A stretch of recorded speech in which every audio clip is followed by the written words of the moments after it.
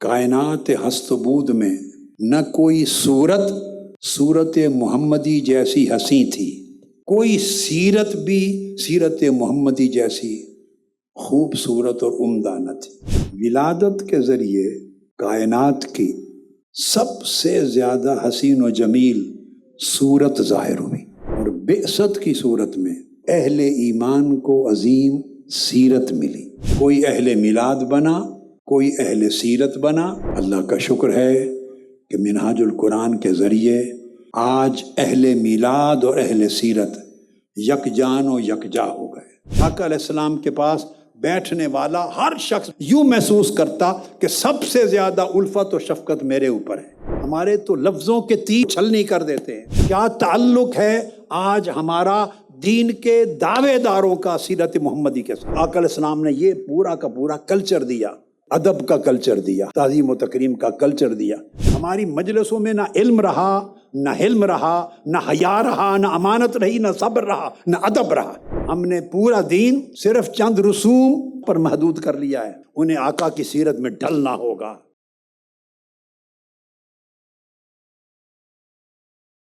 نحمدہ ونصلی ونسلم علی سیدنا و مولانا محمد رسولہ النبی الامین المکین الحنین الکریم الرؤوف الرحیم وعلی آلہ الطیبین الطاہرین وصحبہ الکرام المتقین المخلصین، اما بعد فاعوذ باللہ من الشیطان الرجیم، بسم اللہ الرحمن الرحیم، انک لعلی خلق عظیم، صدق اللہ مولانا العظیم۔ اللہ رب العزت کا شکر ہے جس کی توفیق سے ہم آج سالانہ عالمی میلاد النبی صلی اللہ علیہ وآلہ وسلم کانفرنس پہ جمع ہے۔ آج کا مضمون یہاں سے شروع کرنا چاہتا ہوں کہ حضور علیہ الصلوۃ والسلام کے میلاد دو ہیں۔ ایک میلاد جسمانی ہے اور دوسرا میلاد روحانی ہے۔ قول جمہور کے مطابق جو ولادت آقا علیہ الصلوۃ والسلام کی 12 ربیع الاول کو ہوئی وہ میلاد جسمانی تھا، اور آقا علیہ الصلوۃ والسلام کی ایک ولادت 40 برس کی عمر میں ہوئی بصورت بعثت، وہ آپ کا میلاد روحانی تھا۔ یہ ایک نیا زاویہ ہے آقا علیہ السلام کی دو ولادتوں کو دیکھنے کا۔ ایک ولادت ہے اور ایک بعثت۔ ولادت یعنی میلاد، حضور نبی اکرم صلی اللہ علیہ وآلہ وسلم ولادت کے ذریعے حضور کا ظہور جمال ہوا، آپ کے جمال کا ظہور ہوا، اور بعثت کے ذریعے آپ کے کمال کا ظہور ہوا۔ ولادت کی صورت میں انسانی کائنات کو اور خاص طور پر اہل ایمان کو عظیم نعمت ملی، اور بعثت کی صورت میں اسی طرح عالم انسانی کو راہ ہدایت اور اہل ایمان کو عظیم سیرت ملی۔ ولادت کے ذریعے کائنات کی سب سے زیادہ حسین و جمیل صورت ظاہر ہوئی۔ ایسی صورت کبھی منصہ شہود پر نہ ظاہر ہوئی تھی نہ کسی نے دیکھا تھا۔ اسی طرح بعثت کے ذریعے کائنات کی افق پر ایک عظیم الشان سیرت ظاہر ہوئی، ایسی سیرت کہ تاریخ بنی آدم نے کبھی نہ پہلے دیکھی نہ بعد میں دیکھی۔ حضور علیہ السلام کی آمد سے انسانیت کا ایک ایسا کامل نقشہ ظاہر ہوا جس کو اللہ رب العزت نے ابد الآباد تک اسوہ حسنہ بنا دیا۔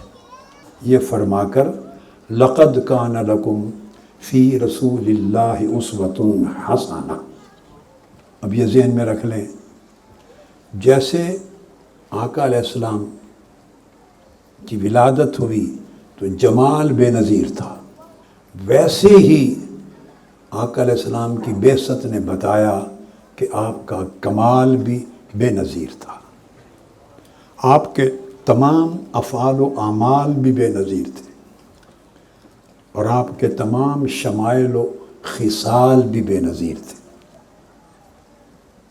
اب دو چیزیں سامنے آ گئیں، ایک آقا علیہ السلام کی پیاری صورت اور ایک آپ کی پیاری سیرت، دو میں تعلق کیا ہے؟ بر صغیر پاک و ہند کی بدقسمتی کہ مدتوں تک میلاد اور سیرت کے دونوں عنوانوں کو لڑایا گیا، کوئی اہل میلاد بنا، کوئی اہل سیرت بنا، اور ایک کو دوسرے کا منکر ٹھہرایا گیا۔ اللہ کا شکر ہے کہ منہاج القرآن کے ذریعے آج اہل میلاد اور اہل سیرت یکجان و یکجا ہو گئے۔ میلاد اور سیرت کا تعلق کیا ہے؟ میلاد کے لفظ کو میں نے آقا علیہ السلام کی ظہور صورت کے ساتھ جوڑا ہے، اور بعثت کو آپ کے ظہور سیرت کے ساتھ جوڑا ہے۔ دو کے درمیان تعلق یہ ہے کہ صورت سے پہچان پیدا ہوتی۔ آدمی سب سے پہلے جو چیز دیکھتا ہے کسی کی، وہ صورت ہوتی ہے۔ اس صورت کو دیکھنے سے دل میں رغبت پیدا ہوتی، آنکھوں کو ٹھنڈک ملتی ہے، قلب کو رجوع ملتا ہے۔ تو صورت سے ایک پہچان ہوتی ہے، اور سیرت سے وہ پہچان پروان چڑھتی ہے۔ اگر صورت سے تعلق رکھ لیا جائے اور سیرت کو مضبوطی سے تھاما نہ جائے تو پہچان بس پہچان رہ جاتی ہے، وہ پروان نہیں چڑھتی اور زندگی ویران ہو جاتی۔ اس لیے صورت سے ابتدائی تعلق قائم ہوتا ہے، اور سیرت اس تعلق کو مضبوطی اور استحکام دیتی ہے۔ لہٰذا اس پر ہر مومن کا ایمان ہونا چاہیے کہ کائنات ہست و بود میں نہ کوئی صورت محمدی جیسی ہنسی تھی، اور اسی طرح کائنات ہست و بود میں کوئی سیرت بھی سیرت محمدی جیسی خوبصورت اور عمدہ نہ تھی۔ اب سوال پیدا ہوتا ہے کہ آقا علیہ السلام کی سیرت کو کائنات انسانی کی سب سیرتوں سے زیادہ عمدہ کیوں بنایا گیا؟ اب یہ نقطہ میرا اگلا نقطہ ہے گفتگو کا، اس کو غور سے سمجھیں کہ تمام انبیاء علیہ السلام جو دنیا میں تشریف لائے، تمام انبیاء اور رسل، یاد رکھ لیں وہ صرف اپنی اپنی امت کے نبی تھے۔ ہر نبی جو دنیا میں آیا وہ اپنی امت کا نبی تھا، لیکن حضور علیہ الصلوۃ والسلام صرف امت کے نہیں، سب نبیوں کے بھی نبی تھے۔ آپ نبی امت ہی نہیں تھے، نبی الامم ہی نہیں تھے، بلکہ نبی الانبیاء تھے، سب نبیوں کے نبی تھے۔ آپ کے ذہن میں سوال آ سکتا ہے، کیا یہ کہنا محض محبت اور عقیدت کے باعث ہے یا اس کی کوئی اصل ہے، حقیقت ہے؟ ہاں، یہ جو بات میں نے کہی کہ آقا علیہ السلام نبی الانبیاء تھے، نبیوں کے بھی نبی تھے، صرف آقا علیہ السلام کی امت نے آپ کا کلمہ نہیں پڑھا، سب نبیوں نے بھی آپ کا کلمہ پڑھا۔ اب آپ سوچ رہے ہوں گے کیسے؟ تو قرآن مجید سے پوچھتے ہیں۔ اللہ رب العزت نے جمیع ارواح انبیاء کو جمع کیا، اور جمع کر کے ان سے کلام کیا، انبیاء کی روحوں سے خطاب کیا اور فرمایا اعوذ باللہ من الشیطان الرجیم وَإِذْ أَخَذَ اللَّهُ مِيثَاقَ النَّبِيِّينَ لَمَا آتَيْتُكُم مِّن كِتَابٍ وَحِکْمَةٍ کہ اللہ رب العزت نے تمام انبیاء اور رسولوں کو جمع کر کے ان سے ایک عہد لیا، ایک وعدہ، ایک میثاق لیا اور معاہدہ کیا۔ وہ میثاق اور عہد کیا تھا؟ فرمایا لما آتیتکم من کتاب و حکمہ، انبیاء سے فرمایا کہ جب میں تمہیں دنیا میں بھیجوں اور تمہیں کتاب دے لوں اور علم و حکمت سے نواز دوں، ثم جاءکم رسول، پھر تمہارے بعد میرا ایک منتخب چنیدہ و برگزیدہ رسول آئے گا صلی اللہ علیہ وآلہ وسلم، مصدق لما معکم، جو کتابیں، جو پیغامات، جو تعلیمات آپ دے چکے ہوں گے، وہ ان ساری تعلیمات کی اور کتابوں کی اور تمہارے علم و حکمت کی تصدیق کرے گا۔ وہ تمہاری اور تمہاری نبوتوں اور تمہاری تعلیمات کا مصدق ہوگا۔ یہاں تک اللہ رب العزت نے حضور علیہ الصلوۃ والسلام کا مرتبہ بیان کیا کہ ان کا سٹیٹس کیا ہوگا۔ وہ جب دنیا میں آئیں گے تو تمہاری نبوتوں کی تصدیق کریں گے، تمہاری رسالتوں کی تصدیق کریں گے، تمہاری کتابوں کی تصدیق کریں گے، تمہارے صحائف کی تصدیق کریں گے، تمہاری تعلیمات کی تصدیق کریں گے۔ یہاں تک آقا علیہ السلام کا مرتبہ بیان کیا۔ اب آگے حکم دیا اللہ رب العزت نے، تمام انبیاء کو حکم دیا، فرمایا لَتُؤْمِنُنَّ بِهِ وَلَتَنْصُرُنَّهُ، اب تمہارے اوپر واجب ہے کہ تم سب اس نبی پر ایمان لاؤ گے۔ لَتُؤْمِنُنَّ بِهِ نے حضور علیہ السلام کو نبی الانبیاء بنا دیا۔ جس طرح تمہاری امتیں تم پر ایمان لائیں گی، اس طرح تم سب اس نبی آخر الزماں پر ایمان لاؤ گے۔ وَلَتَنْصُرُنَّهُ، اور اگر اس کا زمانہ پالو تو اس کے مشن کی مدد کرو گے۔ جب اللہ رب العزت نے یہ پوری سٹیٹمنٹ انبیاء علیہ السلام کے آگے رکھ دی تو ان سے پھر سوال کیا اَأَقْرَرْتُمْ، کیا تم اس امر کا اقرار کرتے ہو کہ تم اس نبی آخر الزماں پر ایمان لاؤ گے؟ وَأَخَذْتُمْ عَلَىٰ ذَلِكُمْ إِصْرِي، اور اس امر پر میرے ساتھ وعدہ کرتے ہو؟ اللہ رب العزت نے پوچھا۔ جواباً انبیاء علیہ السلام نے کہا قالوا اقررنا، انہوں نے کہا کہ باری تعالیٰ ہم نے اقرار کر لیا، تیرے نبی آخر الزماں کا کلمہ پڑھنے کا اقرار کر لیا، ہم ان پر ایمان لائیں گے۔ ایمان لانا کلمہ پڑھنا ہے۔ قال، پھر اللہ رب العزت نے فرمایا فاشہدوا وَأَنَا مَعَكُم مِّنَ الشَّاہِدِينَ، پھر تم گواہ ہو جاؤ اور میں بھی تمہارے ساتھ گواہوں میں شریک ہوتا ہوں۔ اس طرح حضور علیہ الصلوۃ والسلام کو عالم ارواح میں، کائنات انسانی میں سلسلہ بعثت شروع کرنے سے بھی پہلے حضور علیہ السلام کو نبی الانبیاء بنا دی، سب نبیوں کا نبی بنا دی۔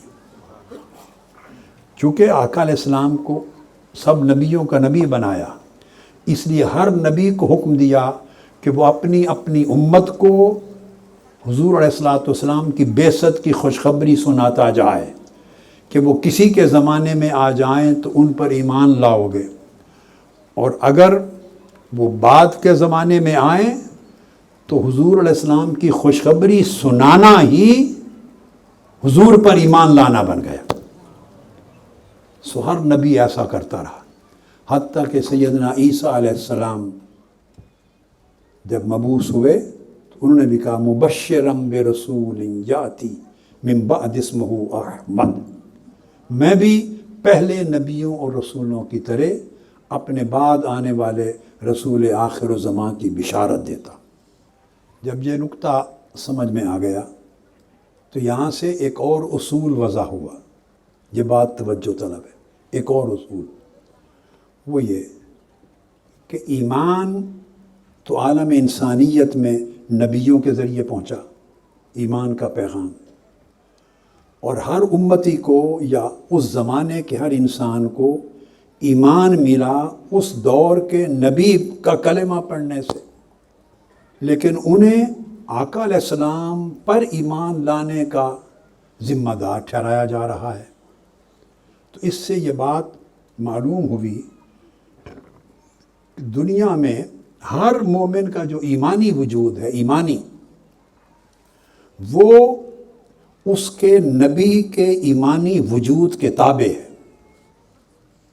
اس کے نبی کا جو ایمانی وجود ہے، اس کی امت میں ہر مومن کا ایمانی وجود اس کے تابع ہے، اور پھر ہر نبی کا ایمانی وجود، ہر نبی کا، وہ حضور علیہ السلام پر ایمان لانے کے تابع ہے۔ تو حضور پر ایمان لانے سے انبیاء پہلے مومن بنے، بعثت ہونے سے بھی قبل عالم ارواح میں، پھر نبی بنے، اور آقا علیہ السلام پر چونکہ ایمان لانا ہر نبی پر واجب ٹھہرا اور حضور کو نبی الانبیاء بنایا گیا، تو اس سے معلوم ہوا، اور حضور علیہ السلام پر ایمان لانے سے ہی ہر نبی کے منصب نبوت کی توثیق ہوئی، تو معلوم ہوا کہ اصل ایمان حضور علیہ السلام کو ماننا ہے۔ باقی تمام ایمان حضور علیہ السلام پر ایمان لانے کے تابع ہیں۔ ہر امت کا ایمان حضور علیہ السلام پر ایمان لانے کے تابع ہے۔ اب یہاں پر ہمیں اپنے ایمان کی حقیقت کو سمجھنا آسان ہو جائے گا۔ میں ایک مثال دیتا ہوں جس سے ایمان کی حقیقت بڑی سمجھ میں آ جائے گی، اور یہ جو تعلق ہے حضور پر ایمان لانے کے تابع ہے کائنات کے ہر مومن کا ایمان، خواہ وہ پہلے امتوں میں گزرا، خواہ وہ بعد میں آئے گا۔ اس کی مثال ایسے ہے کہ جب دھوپ نکلے اور روشنی ظاہر ہو تو آپ دھوپ سے ایک سوال کریں، دھوپ سے، سن شائن سے سوال کریں، اور دھوپ سے پوچھیں تو کیا ہے، تو کون ہے، کہاں سے آئی ہے، اپنی حقیقت بتا، یہ دھوپ سے پوچھیں، سن شائن سے، تو دھوپ آپ کو جواب دے گی، دھوپ اور روشنی آپ کو جواب دے گی۔ وہ یہ کہے گی کہ میں خود کچھ بھی نہیں ہوں، میں خود کچھ بھی نہیں ہوں، بلکہ میں صرف سورج کا پرتو ہوں۔ اس کا مطلب یہ ہے کہ دھوپ یہ کہہ رہی ہے کہ میرا وجود اصلی نہیں ہے، اصلی وجود سورج کا ہے، اور میں سورج سے ہٹ کر کوئی مستقل وجود نہیں رکھتی، بلکہ دھوپ کہے گی، روشنی، سن شائن، کہ میرا وجود اس وقت تک ہے جب تک میں خود سورج سے جڑی ہوئی ہوں۔ اگر میں سورج سے کٹ جاؤں تو میں خود نہ رہوں۔ میں اس وقت تک قائم ہوں، نظر آتی ہوں، دکھائی دیتی ہوں، تپش دیتی ہوں، روشنی دیتی ہوں، جب تک میں سورج سے جڑی ہوئی۔ لہٰذا یہ حقیقت ہمارے ایمان کی ہے۔ ہمارا ایمان اس وقت تک مقبول ہے اور اس کا وجود ہے جب تک ہم ذات مصطفیٰ کے ساتھ جڑے ہوئے ہیں۔ جب ہماری نسبت آقا علیہ السلام کے ساتھ قائم ہے، جس لمحے ہم نسبت محمدی سے کٹ گئے یا وہ نسبت کمزور ہو گئی، ہمارے ایمان کا کوئی وجود نہیں۔ اس لیے چونکہ ہم میں سے ہر ایک انسان کی سیرت کو چمکنا تھا، خوبصورت بننا تھا، عمدہ بننا تھا، اور ہر ایک کی سیرت کو روشنی ملنی تھی آفتاب مصطفیٰ سے، آقا علیہ السلام کی سیرت طیبہ کے سورج سے۔ اولین و آخرین سب کو روشنی، اس لیے حضور علیہ السلام کو فرمایا قرآن مجید نے، داعیا الی اللہ باذنہ وسراجا منیرا، چمکانے والا، روشن کرنے والا سورج بنایا۔ تو حضور کا سراج منیر ہونا بعثت یا ولادت کے بعد سے نہیں ہے، جب آقا علیہ السلام ابھی افق بشریت پہ نہیں چمکے تھے بلکہ افق روحانیت پر تھے، تب بھی آپ کائنات ہست و بود کو نور عطا کر رہے تھے، تب بھی سب کے ایمان کی شمع حضور کے وجود مسعود سے چمک رہی تھی۔ یہی وجہ ہے کہ آقا علیہ السلام کی سیرت سے سب سیرتوں کو روشن ہونا تھا، اولین و آخرین تک۔ اس لیے آپ کی سیرت کو اتنا عظیم الشان بنایا، اتنا عظیم الشان بنایا کہ اس میں کوئی کمی نہ رہے، اور کسی کو سیرت محمدی سے باہر فیض لینے کی حاجت نہ رہے۔ اس لیے آپ کی سیرت کو نہایت اکمل اور احسن و اجمل بنایا، اور اتنا اکمل اور احسن بنایا کہ خود رب ذوالجلال نے اپنی زبان مبارک سے کہا، حضور کو خطاب کرتے ہوئے، اِنَّكَ لَعَلَىٰ خُلُقٍ عظیم، میرے حبیب آپ خلق عظیم کے مرتبے کے اوپر فائز ہیں۔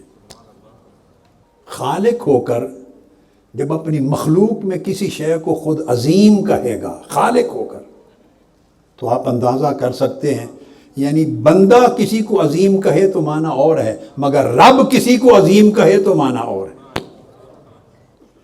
اس لیے اس سیرت طیبہ کا میں اپنی گفتگو میں ابتداً ایک اجمالی نقشہ پیش کرنا چاہتا، تاکہ آپ کے دل و دماغ، آپ کے تصورات جڑ جائیں آقا علیہ السلام کی سیرت طیبہ سے، اور آپ کی سیرت طیبہ کا ایک سراپا آپ کی آنکھوں کے سامنے آ جائے۔ آقا علیہ السلام کی سیرت طیبہ کا عالم یہ تھا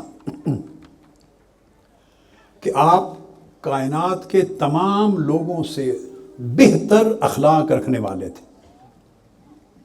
اب میں سیرت پاک کا ذکر کرتا ہوں۔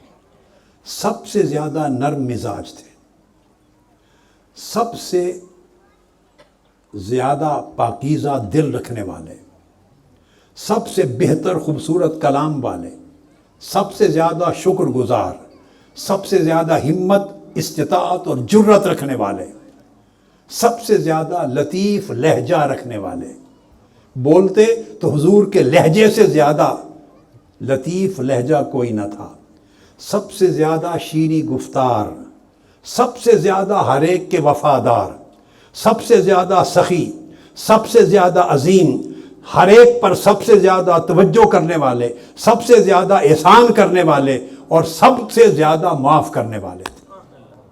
آپ ہمسایوں سے ہمیشہ بہترین سلوک کرتے، ہر ایک کی کمی کوتاہی سے درگزر کرتے، سخاوت سے کام لیتے، نرم گفتاری کو محبوب رکھتے، ہر ایک کو کھانا کھلاتے، یتیموں کی کفالت کرتے، سلام کو عام کرتے، بڑوں کی عزت کرتے، چھوٹوں پر شفقت کرتے، کم سنوں پر محبت کرتے، صلہ رحمی کرتے رشتہ داروں کے ساتھ، ناتوانوں کمزوروں کا بوجھ اٹھاتے، مہمانوں کی ضیافت کرتے، محتاجوں کے لیے رزق فراہم کرتے، محروموں کے ساتھ کھانا تناول فرماتے، حق کی خاطر مصیبتوں میں گرے ہوئوں کی مدد کرتے، فقراء کے ساتھ چلتے اور کمزوروں اور مساکین کے ساتھ بیٹھتے۔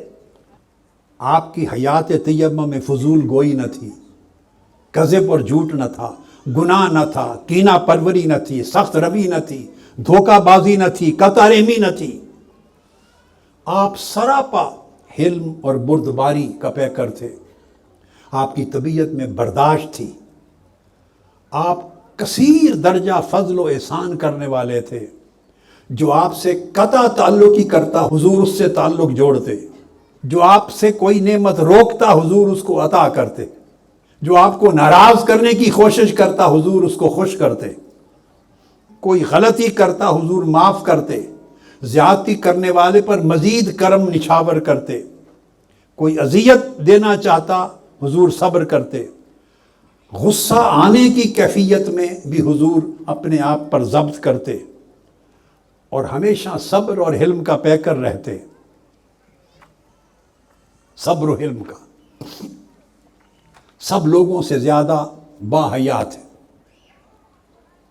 پردے کے معاملے میں نگاہیں نیچی رکھتے، سینہ کشادہ، نورانی چہرہ، سب سے زیادہ جمیل، لطف اور نرمی میں سب سے بڑھ کر، عطا و کرم میں سب سے زیادہ مہربان، صفات و خصال میں سب سے زیادہ لطیف، طبیعت میں سب سے زیادہ نرم، معاشرت میں سب سے زیادہ کریم، ادب و تہذیب میں سب سے زیادہ کامل، چہرہ سب سے زیادہ دل نواز، انس اور بشاشت ہمیشہ حضور کے چہرے پر کھیلتی، ہمیشہ کشادگی رہتی، طبیعت میں پاکیزگی رہتی، اور حیا اتنا کہ پردے میں بیٹھی دوشیزہ بھی شرما جاتی،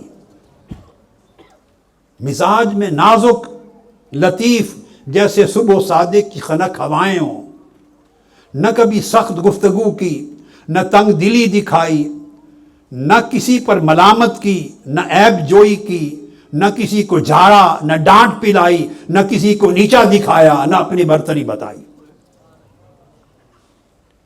آپ کی شفقت محبت کا عالم یہ تھا کہ ہر ایک کو اپنے ساتھ مانوس کرتے، جو دور سے دیکھتا آپ کے حسن کا رعب طاری ہو جاتا، اور جو جتنا قریب آتا اتنا حضور کے ساتھ محبت کرنے لگ جاتا۔ ہر ایک کو مانوس کرتے، ہر ایک سے حسن سلوک فرماتے، ہر قوم کے معزز شخص کو ان کے مرتبے کے مطابق عزت دیتے، دل میں سخاوت تھی۔ کوئی شخص آپ کے چہرے پر نگاہیں گاڑ کے نہ دیکھ سکتا، ساتھیوں میں صحابہ میں کبھی قدم اور ٹانگیں پھیلا کے نہ بیٹھتے، کوئی صحابی بیمار ہوتا تو خبر گیری کو جاتے، حتیٰ کہ یہودی کا بیٹا بھی بیمار ہوا تو اس کے گھر بھی خبر گیری کو گئے۔ وفود مہمانوں کے لیے دروازے کبھی بند نہ کرتے، کوئی بات کرتا تو حضور اس کی بات کاٹتے نہیں تھے، جس کے ساتھ کوئی ضرورت ہوتی وہ طلب کرتا تو اس کے ساتھ بیٹھ جاتے، اور جب تک وہ بات ختم نہ کرتا حضور نہ اٹھتے نہ اس سے منہ موڑتے۔ اور آقا علیہ السلام کے پاس بیٹھنے والا، ہر شخص بیٹھنے والا یوں محسوس کرتا کہ سب سے زیادہ الفت و شفقت میرے اوپر ہے۔ آپ اس طرح کامل شفقت اور رحمت و رافت کے پیکر تھے کہ آپ کی رحمت ہر شے پہ محیط تھی۔ نرم طبی کو حضور محبوب رکھتے تھے، ہر ایک سے نرم طبیعت سے پیش آتے۔ آقا علیہ السلام نرمی و احسان اتنا کرتے کہ ہر ایک کی بدی کا جواب نیکی سے دیتے، مہمان کو عزت دیتے، جانبداری پسند نہ تھی، نا انصافی پسند نہ تھی، ظلم کے جو اسباب زندگی میں ہوتے ہیں ان کو ختم کرتے، تربیت کرتے، وقتاً فوقتاً وقفوں سے تھوڑی تھوڑی نصیحت کرتے، واعظ فرماتے تاکہ کوئی اکتا نہ جائے۔ نمازی اگر بوڑھے پیچھے کھڑے ہوتے تو امام کو کہتے کہ تھوڑا قرات کرو تاکہ لوگ تھک نہ جائیں۔ بچہ رو پڑتا تو خود نماز مختصر کر دیتے تاکہ اس کی ماں پریشان نہ ہو جائے۔ آقا علیہ السلام سراپا مروت تھے اور وقار کے ایسے پیکر کامل تھے کہ کسی نے ایسا وقار نہ دیکھا۔ آپ کی خاموشی میں بھی وقار تھا اور آپ کے کلام میں بھی وقار تھا، آپ کے جمال میں بھی وقار تھا اور آپ کے جلال میں بھی وقار تھا۔ پرانی صحبتوں اور رشتوں کا لحاظ کرتے۔ حضرت خدیجہ الکبریٰ کی پرانی سہیلیاں جو مدینہ میں آباد تھیں، کوئی جانور ذبح کرتے تو پہلے حضرت خدیجہ الکبریٰ کی سہیلیوں کے گھروں میں بھیجتے، پرانے رشتوں کو قائم کرتے، ان پر احسان کرتے، ان پر نعمتیں لٹاتے۔ فطرت آپ کی کریم تھی اور آپ کے لطف و عنایت کا فیض ہر کسی کے لیے عام تھا۔ امانت میں سب سے بڑھ کر تھے، عدالت میں سب سے بڑھ کر تھے، گواہی میں سب سے معتبر تھے، عفت میں بے مثال تھے، طہارت میں بے داغ تھے، صداقت ظاہر و باطن میں بے مثال اور یکساں تھی۔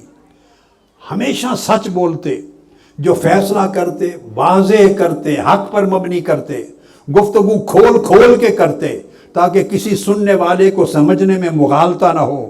آپ آسمانوں میں مکی تھے اور پوری کائنات کی زمین والوں میں امین تھے۔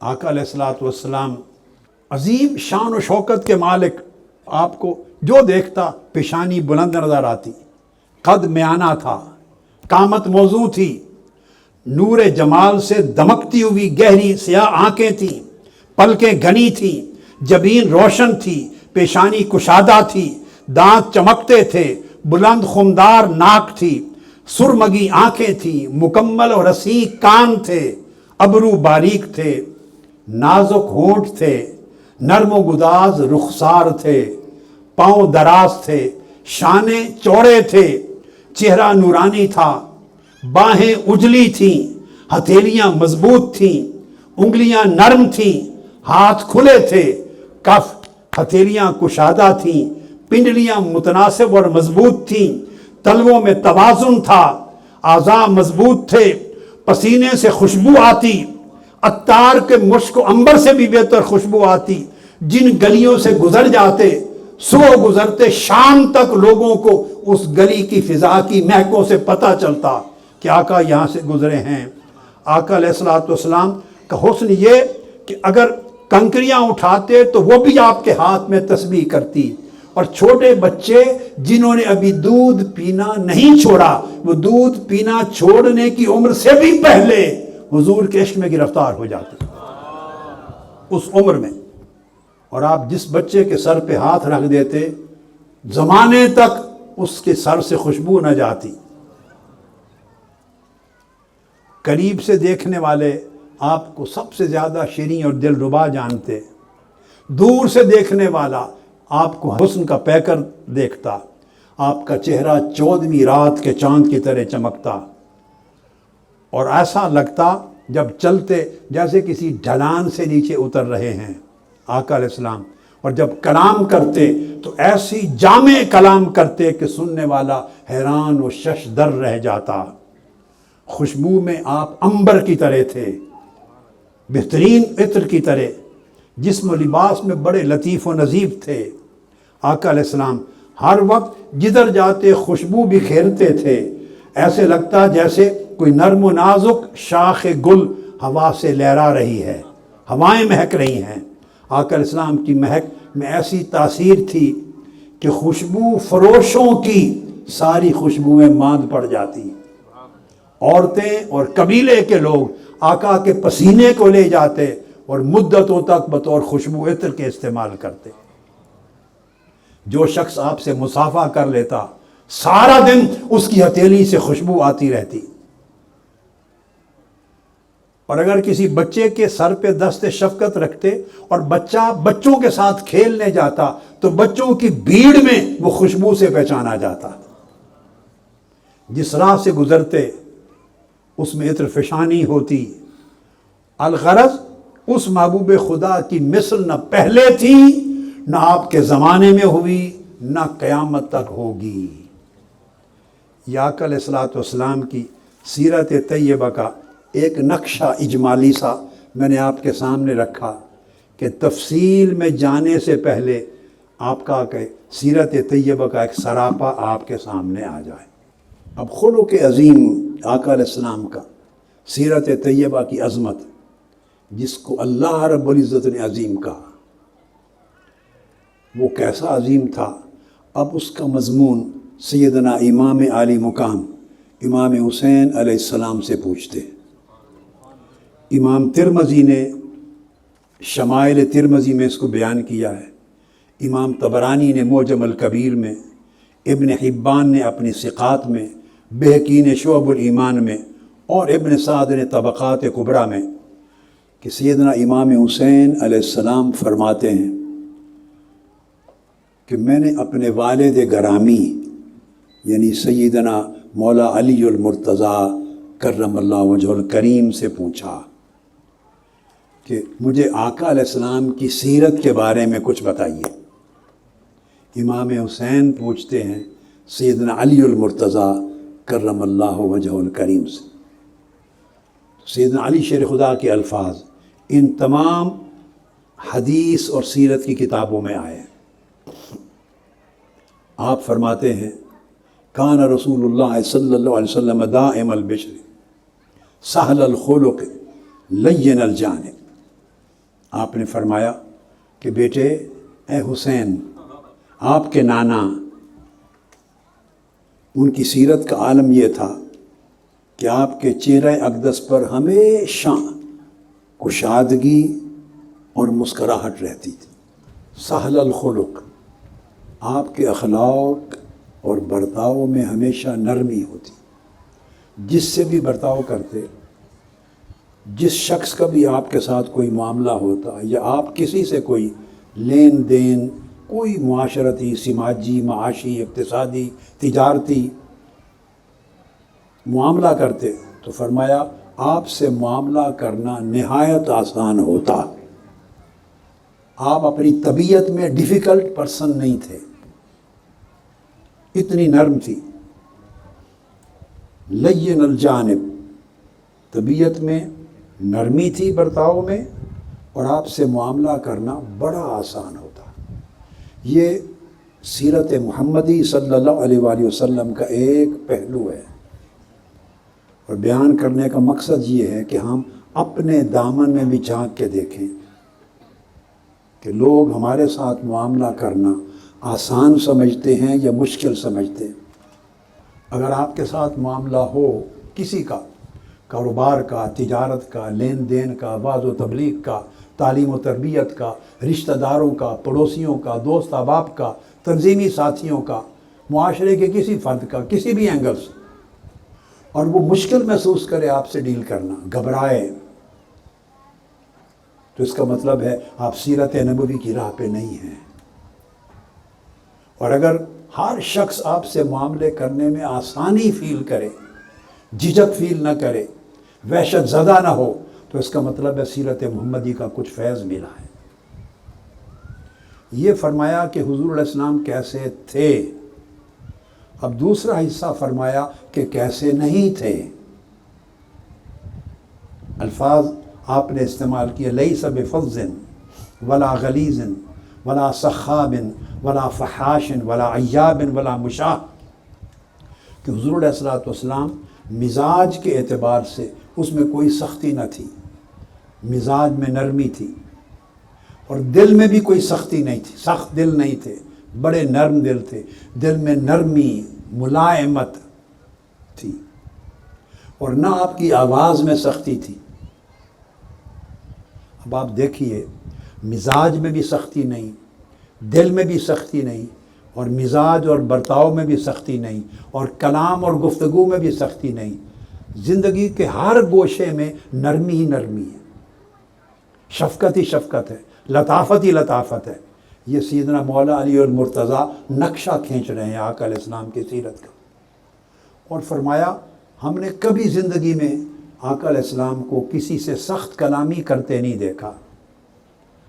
اور پھر ان کی سیرت کا ایک پہلو یہ تھا کہ ہزار عیب ہوں لوگوں میں، مگر وہ عیب جو نہ تھے، کسی کی زندگی میں عیب تلاش نہیں کرتے تھے.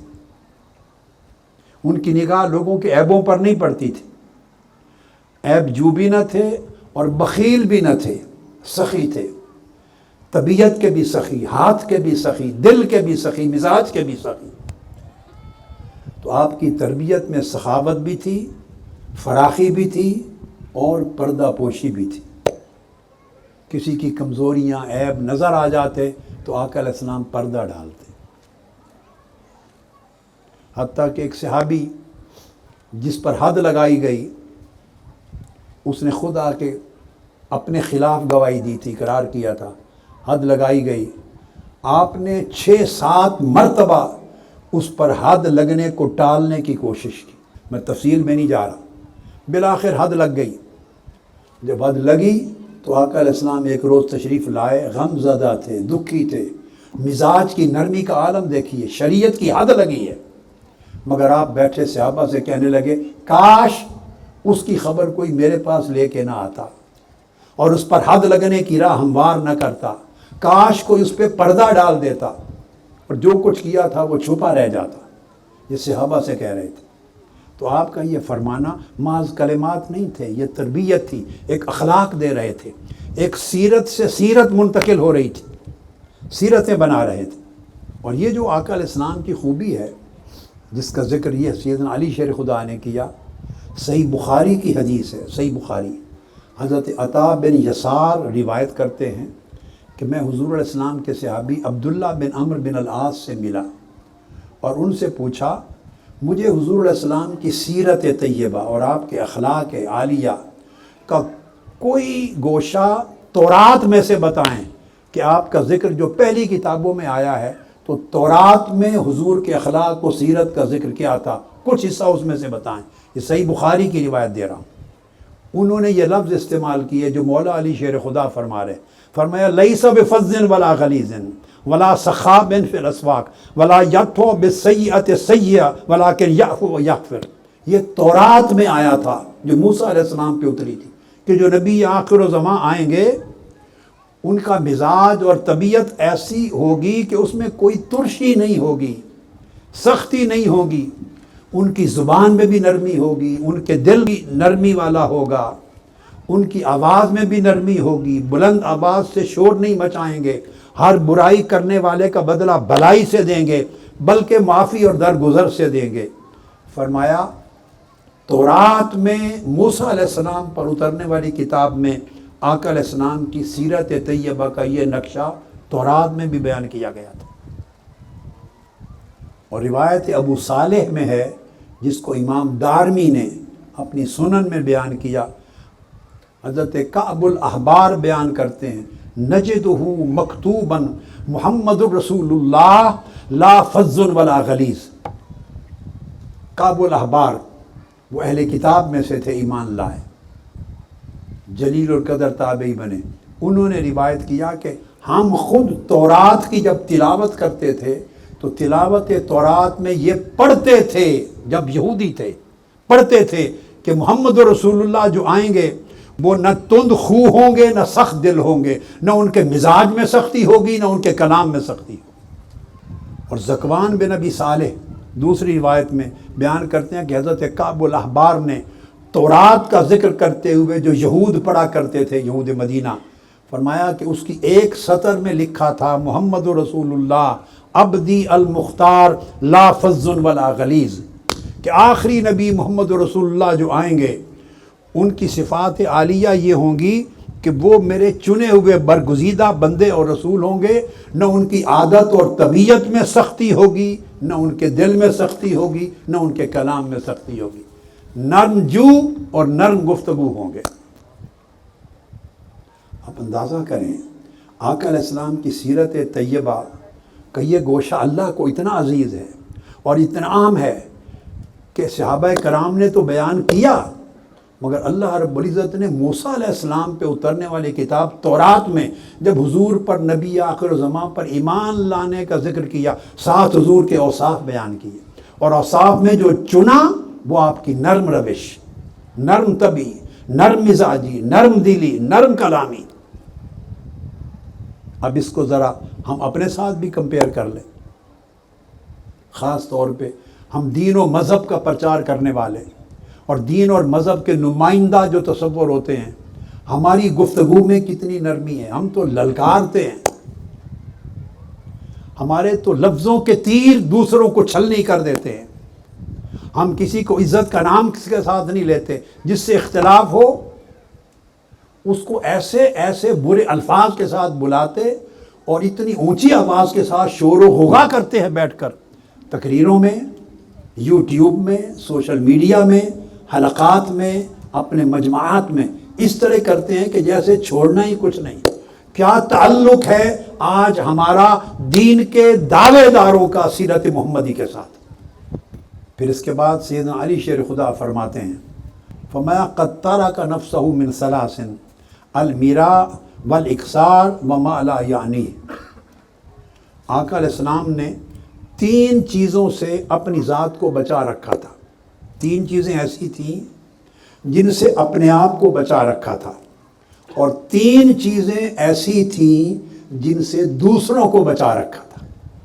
3 چیزوں سے خود پرہیز کرتے اپنی ذات کے لیے، اور 3 چیزوں سے دوسروں کو، ہر دوسرے شخص کو بچاتے۔ جو اپنی ذات کو جس سے بچا رکھا تھا، فرمایا ایک لڑائی جھگڑا، آپ کی زندگی میں کسی سے کوئی لڑائی جھگڑا نہ تھا۔ ایک شخص مکی اور مدنی زندگی کے 63 برس میں نہیں ملتا جس سے آقا علیہ السلام کی کبھی لڑائی ہو، تلخ کلامی ہوئی ہو، کبھی جھگڑا ہوا۔ ایک بھرپور انسانی بشری زندگی گزاری، خامند بھی تھے، ازواج مطہرات تھی، اولاد کے باپ بھی تھے، کسی کے رشتہ دار بھی تھے، کسی کے پڑوسی بھی تھے، تجارت بھی کی، معاملات بھی کیے، واز بھی کیا، بھرپور زندگی گزاری، مگر 63 برس میں کسی سے لڑائی نہیں ہے۔ اس سے اپنی ذات کو بچا رکھا تھا، اور لڑائی سے مراد کسی سے بحث و تکرار نہیں کرتے تھے اور کیل و کال نہیں کرتے تھے، یعنی کسی سے کلام ہوا تو کلام میں جھگڑا نہیں ہوا، بحث و تکرار تو میں نہیں ہوئی۔ اور دوسری چیز جس سے اپنے آپ کو بچا رکھا تھا وہ کثرت مال، دولت سمیٹنا، یعنی دنیا کا حرص، طمع اور لالچ اور دنیاوی مفادات کے پیچھے جانا، اس سے اپنی زندگی کو بچا رکھا تھا۔ بے نیاز تھے، بے نیاز تھے، فقیری میں امیری تھی، فاقہ میں سیرابی تھی، کچھ نہیں اگر ظاہراً تب بھی ساری کائنات ہاتھ میں تھی، اتنا غنا تھا، اور طمع اور لالچ سے اتنا پاک تھے۔ اور تیسری چیز جس سے بچا رکھا تھا، فرمایا بے مقصد بات کرنا اور لا یعنی بات کرنا، اس سے کلیتاً اجتناب کرتے، جو کلام فرماتے با معنی با مقصد، پرپسفل۔ اور 3 چیزیں ایسی تھیں، وَتَرَكَ النَّاسَ مِنْ ثَلَاثٍ لَا يَذُمُّ أَحَدًا وَلَا يَعِيبُهُ وَلَا يَطْلُبُ عَوْرَتَهُ۔ اور 3 چیزیں ایسی تھیں جس سے ہر دوسرے شخص کو بچا رکھا تھا، وہ یہ: ایک مذمت، کسی کی مذمت نہ کرتے، دوسرا کسی میں عیب نہ نکالتے، یعنی کسی کو برا بھلا نہ کہتے، کسی کی عیب جوئی نہ کرتے، اور ہر ایک کی جو بھی کمزوری دیکھتے اس پہ پردہ ڈالتے، اس کی کمزوری کو بے نقاب نہ کرتے۔ اب آقا علیہ السلام کی یہ سیرت طیبہ ہمیں دین کی دعوت کا ایک منہج اور اسلوب دیتی ہے۔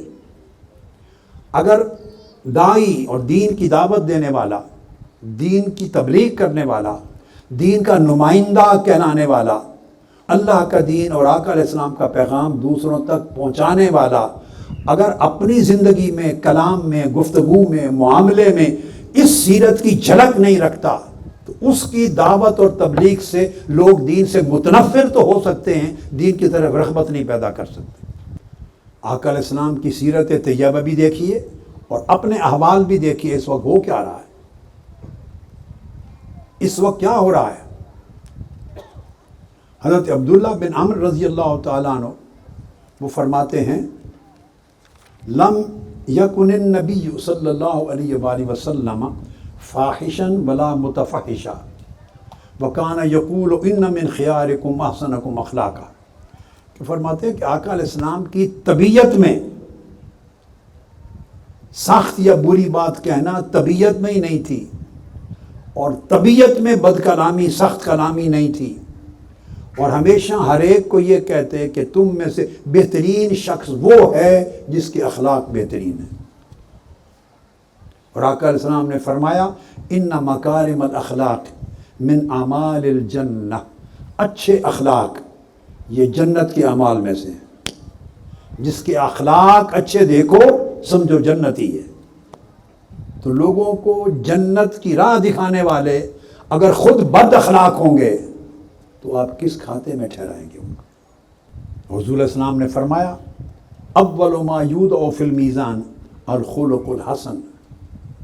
طبرانی نے روایت کیا کہ قیامت کے دن سب سے پہلی چیز جس کو ترازو میں تولا جائے گا، جب اعمال تولیں گے، سب سے پہلا عمل جس کو قیامت کے دن ترازو میں تولا جائے گا وہ اخلاق ہے۔ ہر چیز بات میں خلق حسن کا پلڑا جس کا بھاری ہوگا اس کے لیے جنت آسان ہو جائے گی۔ اسامہ بن شریک روایت کرتے ہیں، امام احمد بن حنبل نے مسند میں روایت کیا، روایت کرتے ہیں کہ صحابہ کرام نے کہا: یا رسول اللہ، ما خیر ما اوتی العبد، یا رسول اللہ کوئی ایسی چیز بتائیں جو سب سے بہترین تحفہ ہے اللہ نے اپنے کسی بندے کو عطا کیا ہو۔ اللہ کا سب سے بہترین تحفہ جو کسی بندے کو مل سکتا ہے کیا؟ فرمایا: خلق حسن، بہترین اخلاق۔ بہترین اخلاق سے بہتر کوئی تحفہ نہیں جو اللہ اپنے کسی بندے کو عطا کرتا ہے۔ ابو ہریرہ رضی اللہ تعالیٰ عنہ روایت کرتے ہیں مسند احمد بن حنبل میں، آقا علیہ السلام نے فرمایا، جب پوچھا گیا سئل رسول اللہ صلی اللہ علیہ وسلم عن اکثر ما یدخل الناس الجنہ، یا رسول اللہ وہ عمل کون سا ہے جو سب سے زیادہ لوگوں کو جنت میں داخل کرے گا؟ وہ عمل بیان کریں، فرمائیے جس کے باعث سب سے زیادہ لوگ جنت میں جائیں گے۔ آقا علیہ السلام نے فرمایا تقوی اللہ و حسن الخلق، اللہ کا تقوی اور حسن اخلاق، اس کے ذریعے سب سے زیادہ لوگ جنت میں داخل ہوں گے۔ پھر سیدنا امام حسین رضی اللہ تعالی عنہ فرماتے ہیں کہ پھر میں نے پوچھا اپنے والد گرامی سیدنا مولا علی شیر خدا سے، فسألتہ عن مجلسہ، فرمایا ابا جان مجھے بتائیں جب آقا علیہ السلام مجلس میں بیٹھتے تھے، یہ نواسا ہے، گرینڈ سن ہے، جو اپنی زندگی میں دیکھا بچپن تھا وہ دیکھا، مگر بعد ازاں وہ پوری زندگی جو آقا علیہ السلام گزار کے لائے تھے اس کے جز کی تفصیلات بیٹھ کے پوچھ رہے ہیں کہ جب مجلس میں بیٹھتے تو لوگوں کے ساتھ آپ کا بیٹھنا برتاؤ کیسا تھا، اور مجلس کیسی ہوتی تھی آقا علیہ السلام کی۔ سیدنا علی شیر خدا نے فرمایا مجلسہ مجلس علم و حلم و حیاء و امانت و صبر۔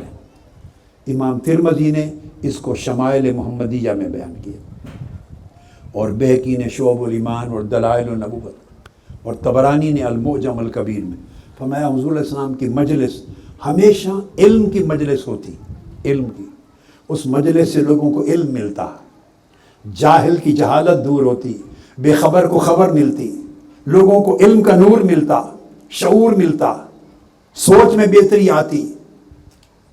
اور دوسرا فرمایا مجلس علم کے ساتھ مجلس علم تھی۔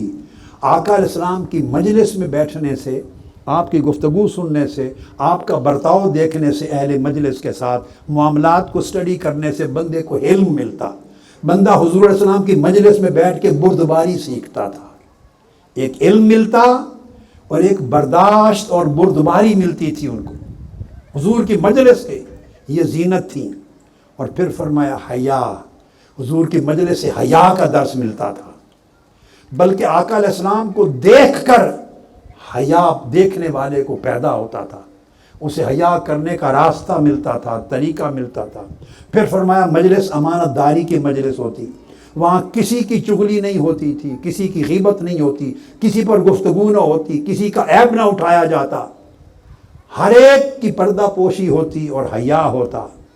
اور اگر اذیت ناک کوئی بات ہو جاتی، کوئی بندہ سخت بات کر دیتا تو آپ صبر کا پے کرتے، حضور کی مجلس سے صبر ملتا تھا۔ یہ صحابہ کرام فرما رہے ہیں، ہماری بھی مجالس ہیں، دینی مجالس، مذہبی مجالس، دعوتی مجالس، تبلیغی مجالس، تدریسی مجالس، ہم بھی حلقات کرتے ہیں، مجلسیں کرتے ہیں، اجتماعات کرتے ہیں۔ ہماری مجالس کا عالم کیا ہے؟ ہم کسی کا نام عزت کے ساتھ نہیں لیتے، اور دعوے دار دین کے عالم ہیں، مبلغ ہیں، دائی ہیں، آپ ہر روز صبح و شام دیکھتے ہیں انتہائی خلیص قسم کے القاب لیتے ہیں اپنے مخالفوں کے لیے، جن سے آپ کا اختلاف رائے ہے، اسے انسان بھی نہیں کہہ کے بلاتے، دجال سے بھی بدتر نام لیتے ہیں، انتہائی خلیص گالیاں لکھتے ہیں۔ آپ سوشل میڈیا بھرا پڑا ہے، جو کمنٹس ہوتے ہیں لوگوں کی ایک دوسرے کے اگینسٹ، ایک تماشا بنا دیا گیا دین کو۔ مجھے لگتا ہے جیسے یہ کوئی ایجنڈا ہے کہ دین کے نام پر لوگوں کو دین سے متنفر کیا جائے، اور اس کے لیے مختلف دین دشمن طاقتوں نے لوگوں کو مقرر کر رکھا ہے، شعوری یا لاشعوری طور پر، اللہ بہتر جانے، مگر ایک مہم ہے لوگوں کو، نسلوں کو دین سے متنفر کرنے کی۔ ہماری مجلسوں میں نہ علم رہا، نہ حلم رہا، نہ حیا رہا، نہ امانت رہی، نہ صبر رہا، نہ ادب رہا۔ ہم گفتگو کرتے ہیں، اس میں طنز ہے، تنقید ہے، گالی گلوچ ہے، توہین ہے، تذلیل ہے، تکفیر ہے، تذلیل ہے، دھمکی ہے، چیلنج ہے، للکار ہے، حملہ آوری ہے، الزام تراشی ہے، تہمت ہے، ذلت انگیزی ہے۔ یہ ہماری مجلس، ہماری مجلسوں میں یہ ملتا ہے۔ اور شکوہ کرتے ہیں کہ نوجوان نسل دین سے بیزار ہو رہی ہے، دین کے دعوے داروں نے ان کو دین سے بیزار کیا ہے، ہمارے بد اخلاقی نے دین سے بیزار کیا ہے۔ جن سے انہوں نے دین سیکھنا ہے ان سے دین کے بجائے کچھ اور مل رہا ہے۔ پھر سیدنا علی شیر خدا رضی اللہ تعالیٰ عنہ نے فرمایا لا ترفع فی الاصوات، فرمایا بیٹے حضور علیہ السلام کی مجلس کی کچھ خوبیاں اور بتاتا ہوں. فرمایا لا ترفع فی الاصوات ولا تؤمن فی الحرم ولا تسنى فلتاتہ. فرمایا آپ کی مجلس میں آواز بلند نہیں ہوتی تھی، کسی کی عزت اور حرمت پر کوئی داغ اور دھبا نہیں لگایا جاتا تھا، اور کسی کی کمزوری کو اچھالا نہیں جاتا تھا، اور کسی کی عیب اور برائی کو بے نقاب بے پردہ نہیں کیا جاتا تھا. یہ مجلس نبوی کے اوصاف بیان ہو رہے ہیں. اس کے برعکس ہم اپنی مجالس میں دوسروں کی عزت پامال کرتے ہیں، دوسروں کی کمزوریوں خطاؤں کو اچھالتے ہیں. یہ عمل مجھے تو مسلمانی نہیں لگتا. آقا علیہ السلام اس عمل کے ساتھ دین کے دعوے داروں کو جب دیکھیں گے، مبلغوں کو دیکھیں گے، تو کیا ان کو اپنا امتی سمجھیں گے؟ پھر سیدنا امام علی مقام امام حسین علیہ السلام فرماتے ہیں کہ میں نے اپنے بابا جان سے سیدنا علی شیر خدار سے مزید پوچھا تو انہوں نے فرمایا وَيُؤَلِّفُهُمْ وَلَا يُفَرِّقُهُمْ وَيُكْرِمُ كَرِيمَ كُلِّ قَوْمٍ وَيُوَلِّيهِ عَلَيْهِمْ. یہ بھی امام ترمذی نے روایت کیا. فرمایا کہ آقا علیہ السلام کی سیرت طیبہ کا ایک پہلو یہ بھی تھا کہ آقا علیہ السلام لوگوں کے درمیان الفت پیدا کرتے تھے، باہمی محبت پیدا کرتے، ان کو جوڑتے تھے، پھوڑتے نہیں تھے، ان کو گروہوں میں تقسیم نہیں کرتے تھے، انہیں ایک دوسرے سے متنفر نہیں کرتے تھے. کسی قوم، طبقے یا مسلک یا کسی گروہ کا، قبیلے کا کوئی آدمی عزت والا بڑا ہوتا تو اس کی توقیر کرتے، تاکہ اس کے قبیلے والے یا گروہ والے یا فالور ان کی دل شکنی نہ ہو. اور اگر کوئی اسلام قبول کر لیتا اسی کو ان کا سربراہ مقرر کر دیتے تھے. یہ عالم تھا آقا علیہ السلام کے اخلاق کا، اور یہ آپ کا عملی نمونہ تھا. پھر حضور علیہ السلام کی سیرت طیبہ کا اگلا ایک نمایاں پہلو یہ تھا کہ آپ نے فرمایا کان النبی صلی اللہ علیہ وسلم اذا لاقی الرجل فرآ فی وجہہ البشر صافحہ. اگر آقا علیہ السلام سے کوئی شخص ملتا اور اس کے چہرے پر کشادگی دیکھتے، خوشی اور فرحت دیکھتے، چہرے پر ملائمت دیکھتے، نرمی، کشادگی، راحت دیکھتے، تو آقا علیہ السلام اتنا خوش ہوتے کہ اس کا ہاتھ پکڑ لیتے، اس کا بازو تھام لیتے. اور الفاظ آئے ہیں فرآ فی وجہہ بشرا اخذ بیدہ. جس کے چہرے پر ملائمت، کشادگی، مسرت، مسکراہٹ، نرمی دیکھتے، آقا صاحب اس کا ہاتھ پکڑ لیتے، پیار کے ساتھ پرتپاک طریقے سے استقبال کرتے، اس کا ہاتھ تھام کر، یعنی اپریشیٹ کرتے، یہ مسکراتا ہوا چہرہ مجھے پسند ہے. یہ میں نے جو پہلے نقشہ بیان کیا اس کا چند احادیث کے ذریعے سیدنا مولا علی شیر خدا کرم اللہ وجہ الکریم اور دیگر صحابہ کے روایات سے احادیث میں تھوڑی تفصیل دی. اب عملی نمونے کی طرف آتے ہیں. یہ جو کچھ بیان کیا اس کے عملی نظائر کیا ہیں آقا علیہ السلام کی حیات طیبہ میں، سیرت مبارکہ میں. عملاً کو چیزوں کو دیکھتے ہیں. حضرت انس بن مالک رضی اللہ تعالیٰ عنہ روایت کرتے ہیں، اور یہ حدیث صحیح بخاری میں ہے، صحیح مسلم میں ہے، بہت سی کتب حدیث میں آئی ہے، متفق علیہ. فرماتے ہیں کہ میں حضور علیہ السلام کے ساتھ چل رہا تھا. اس واقعہ کو کئی طریق سے روایت کیا گیا ہے.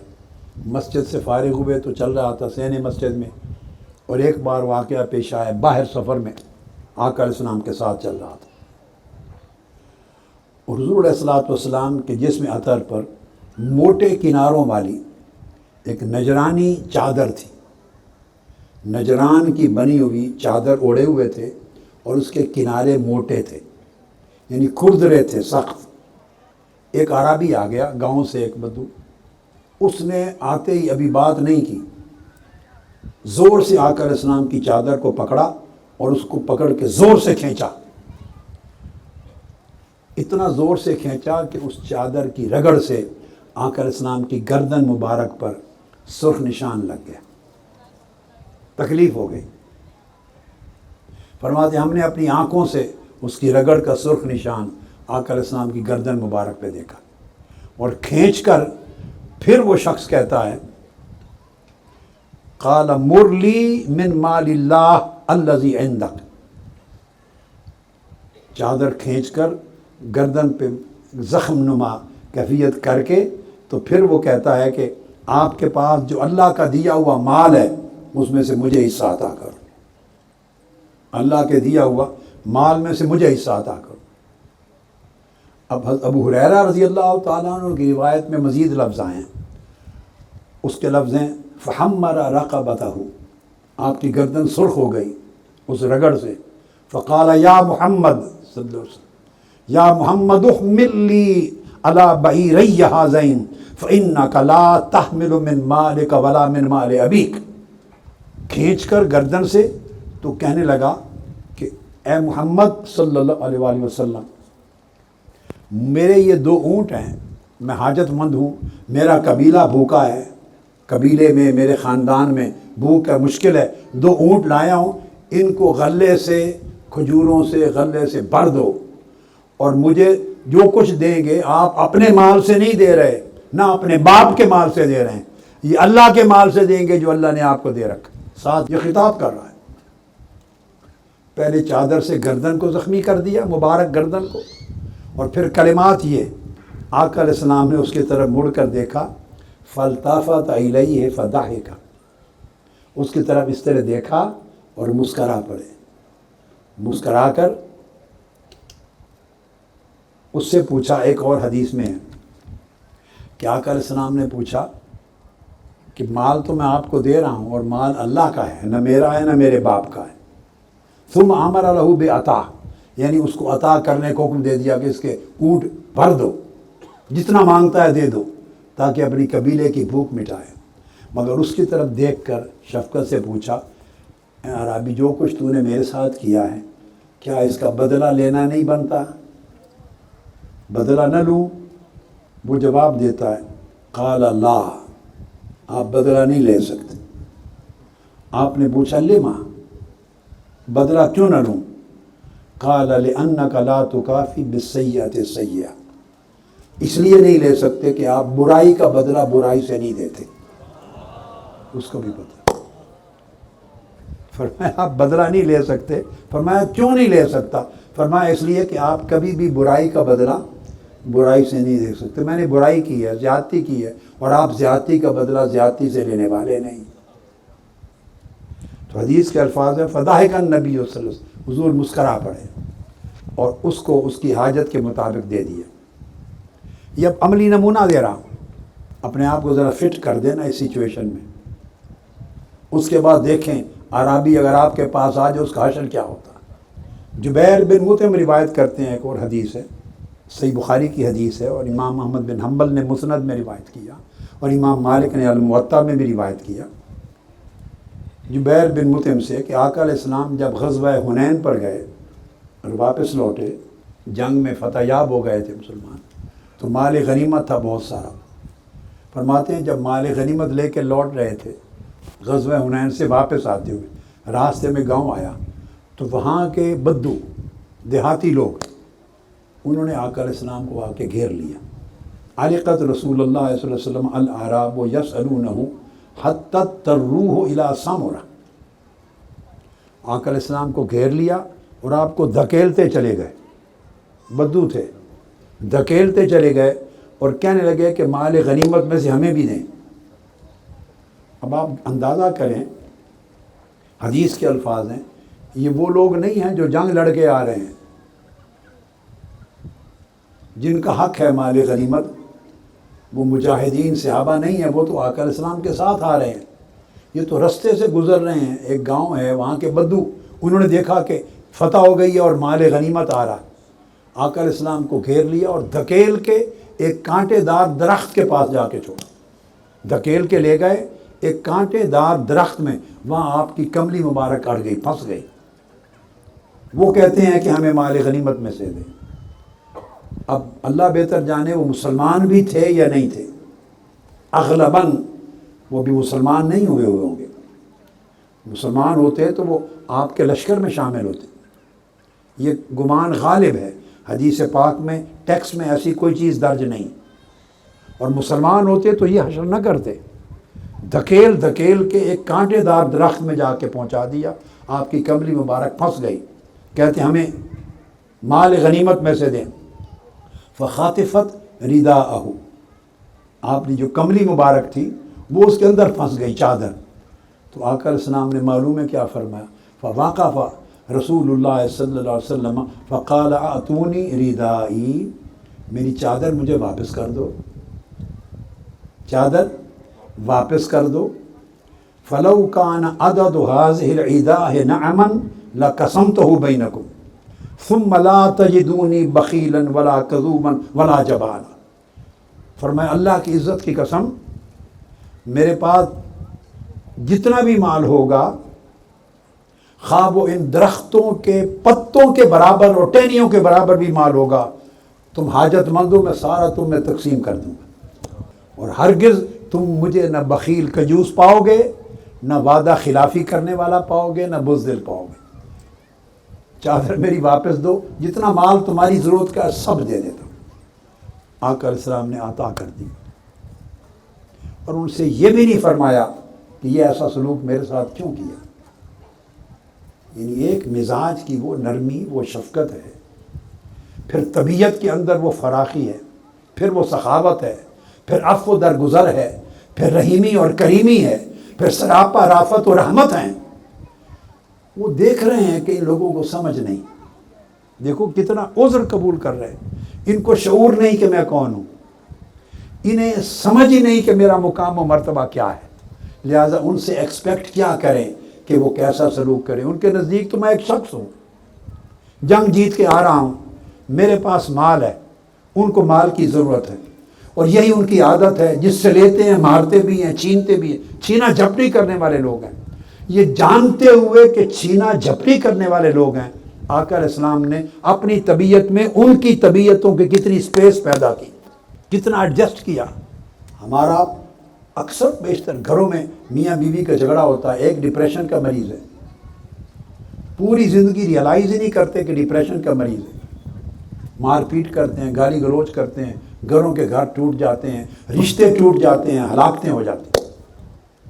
ہم ریئلائز نہیں کرتے کہ دوسری کی مجبوری کیا ہے، ممکن ہے اس کو سمجھ نہیں ہے، وہ بیمار ہے، اس کو نیگیٹیوٹی ہے اس کی سوچ میں، وہ صحیح سمت میں سوچ ہی نہیں سکتا،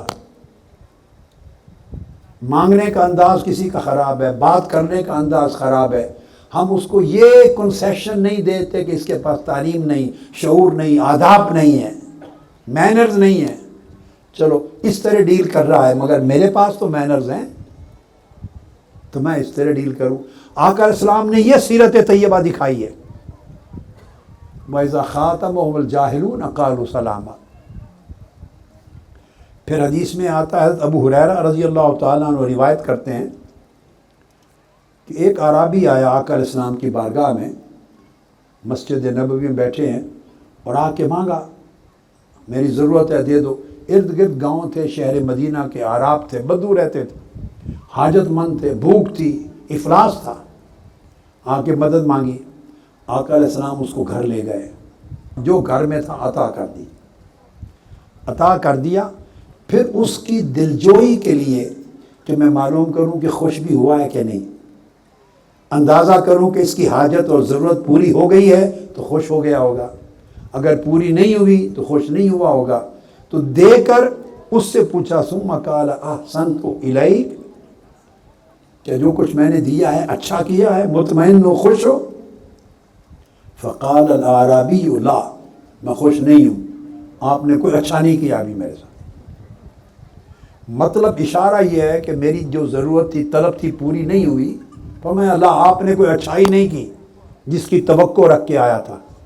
اچھا، یہ جب بات کی کوئی صحابہ بھی سن رہے تھے، صحابہ کرام فغاضب المسلمون، وہ جوش میں آ گئے، غضبناک ہوئے، فقاموا الیہ فاشار الیہم ان کف، وہ اٹھے اس کو روکنے کے لیے کہ اس کو تمیز ہی نہیں ہے، آداب ہی نہیں ہے، بد تہذیبی سے ڈیل کر رہا ہے۔ آقا علیہ السلام نے عطا کیا ہے، بجائے شکریہ ادا کرنے کے کہتا ہے کچھ نہیں دیا مجھے، میں خوش نہیں ہوں۔ اٹھے، فرمایا خبردار بیٹھ جاؤ، اسے کچھ نہ کہو۔ آقا علیہ السلام نے اس کو پھر اور عطا کیا، اور عطا کیا، اور عطا کیا، دیتے گئے۔ پھر پوچھا احسنت الیک، اب خوش ہو جو کچھ میں نے کیا ہے، اچھا کیا ہے؟ قال الاعرابی نعم جزاک اللہ، اس نے جب بہت کچھ لے لیا کہا ٹھیک اب اچھا کیا ہے، اللہ آپ کو اجر دے۔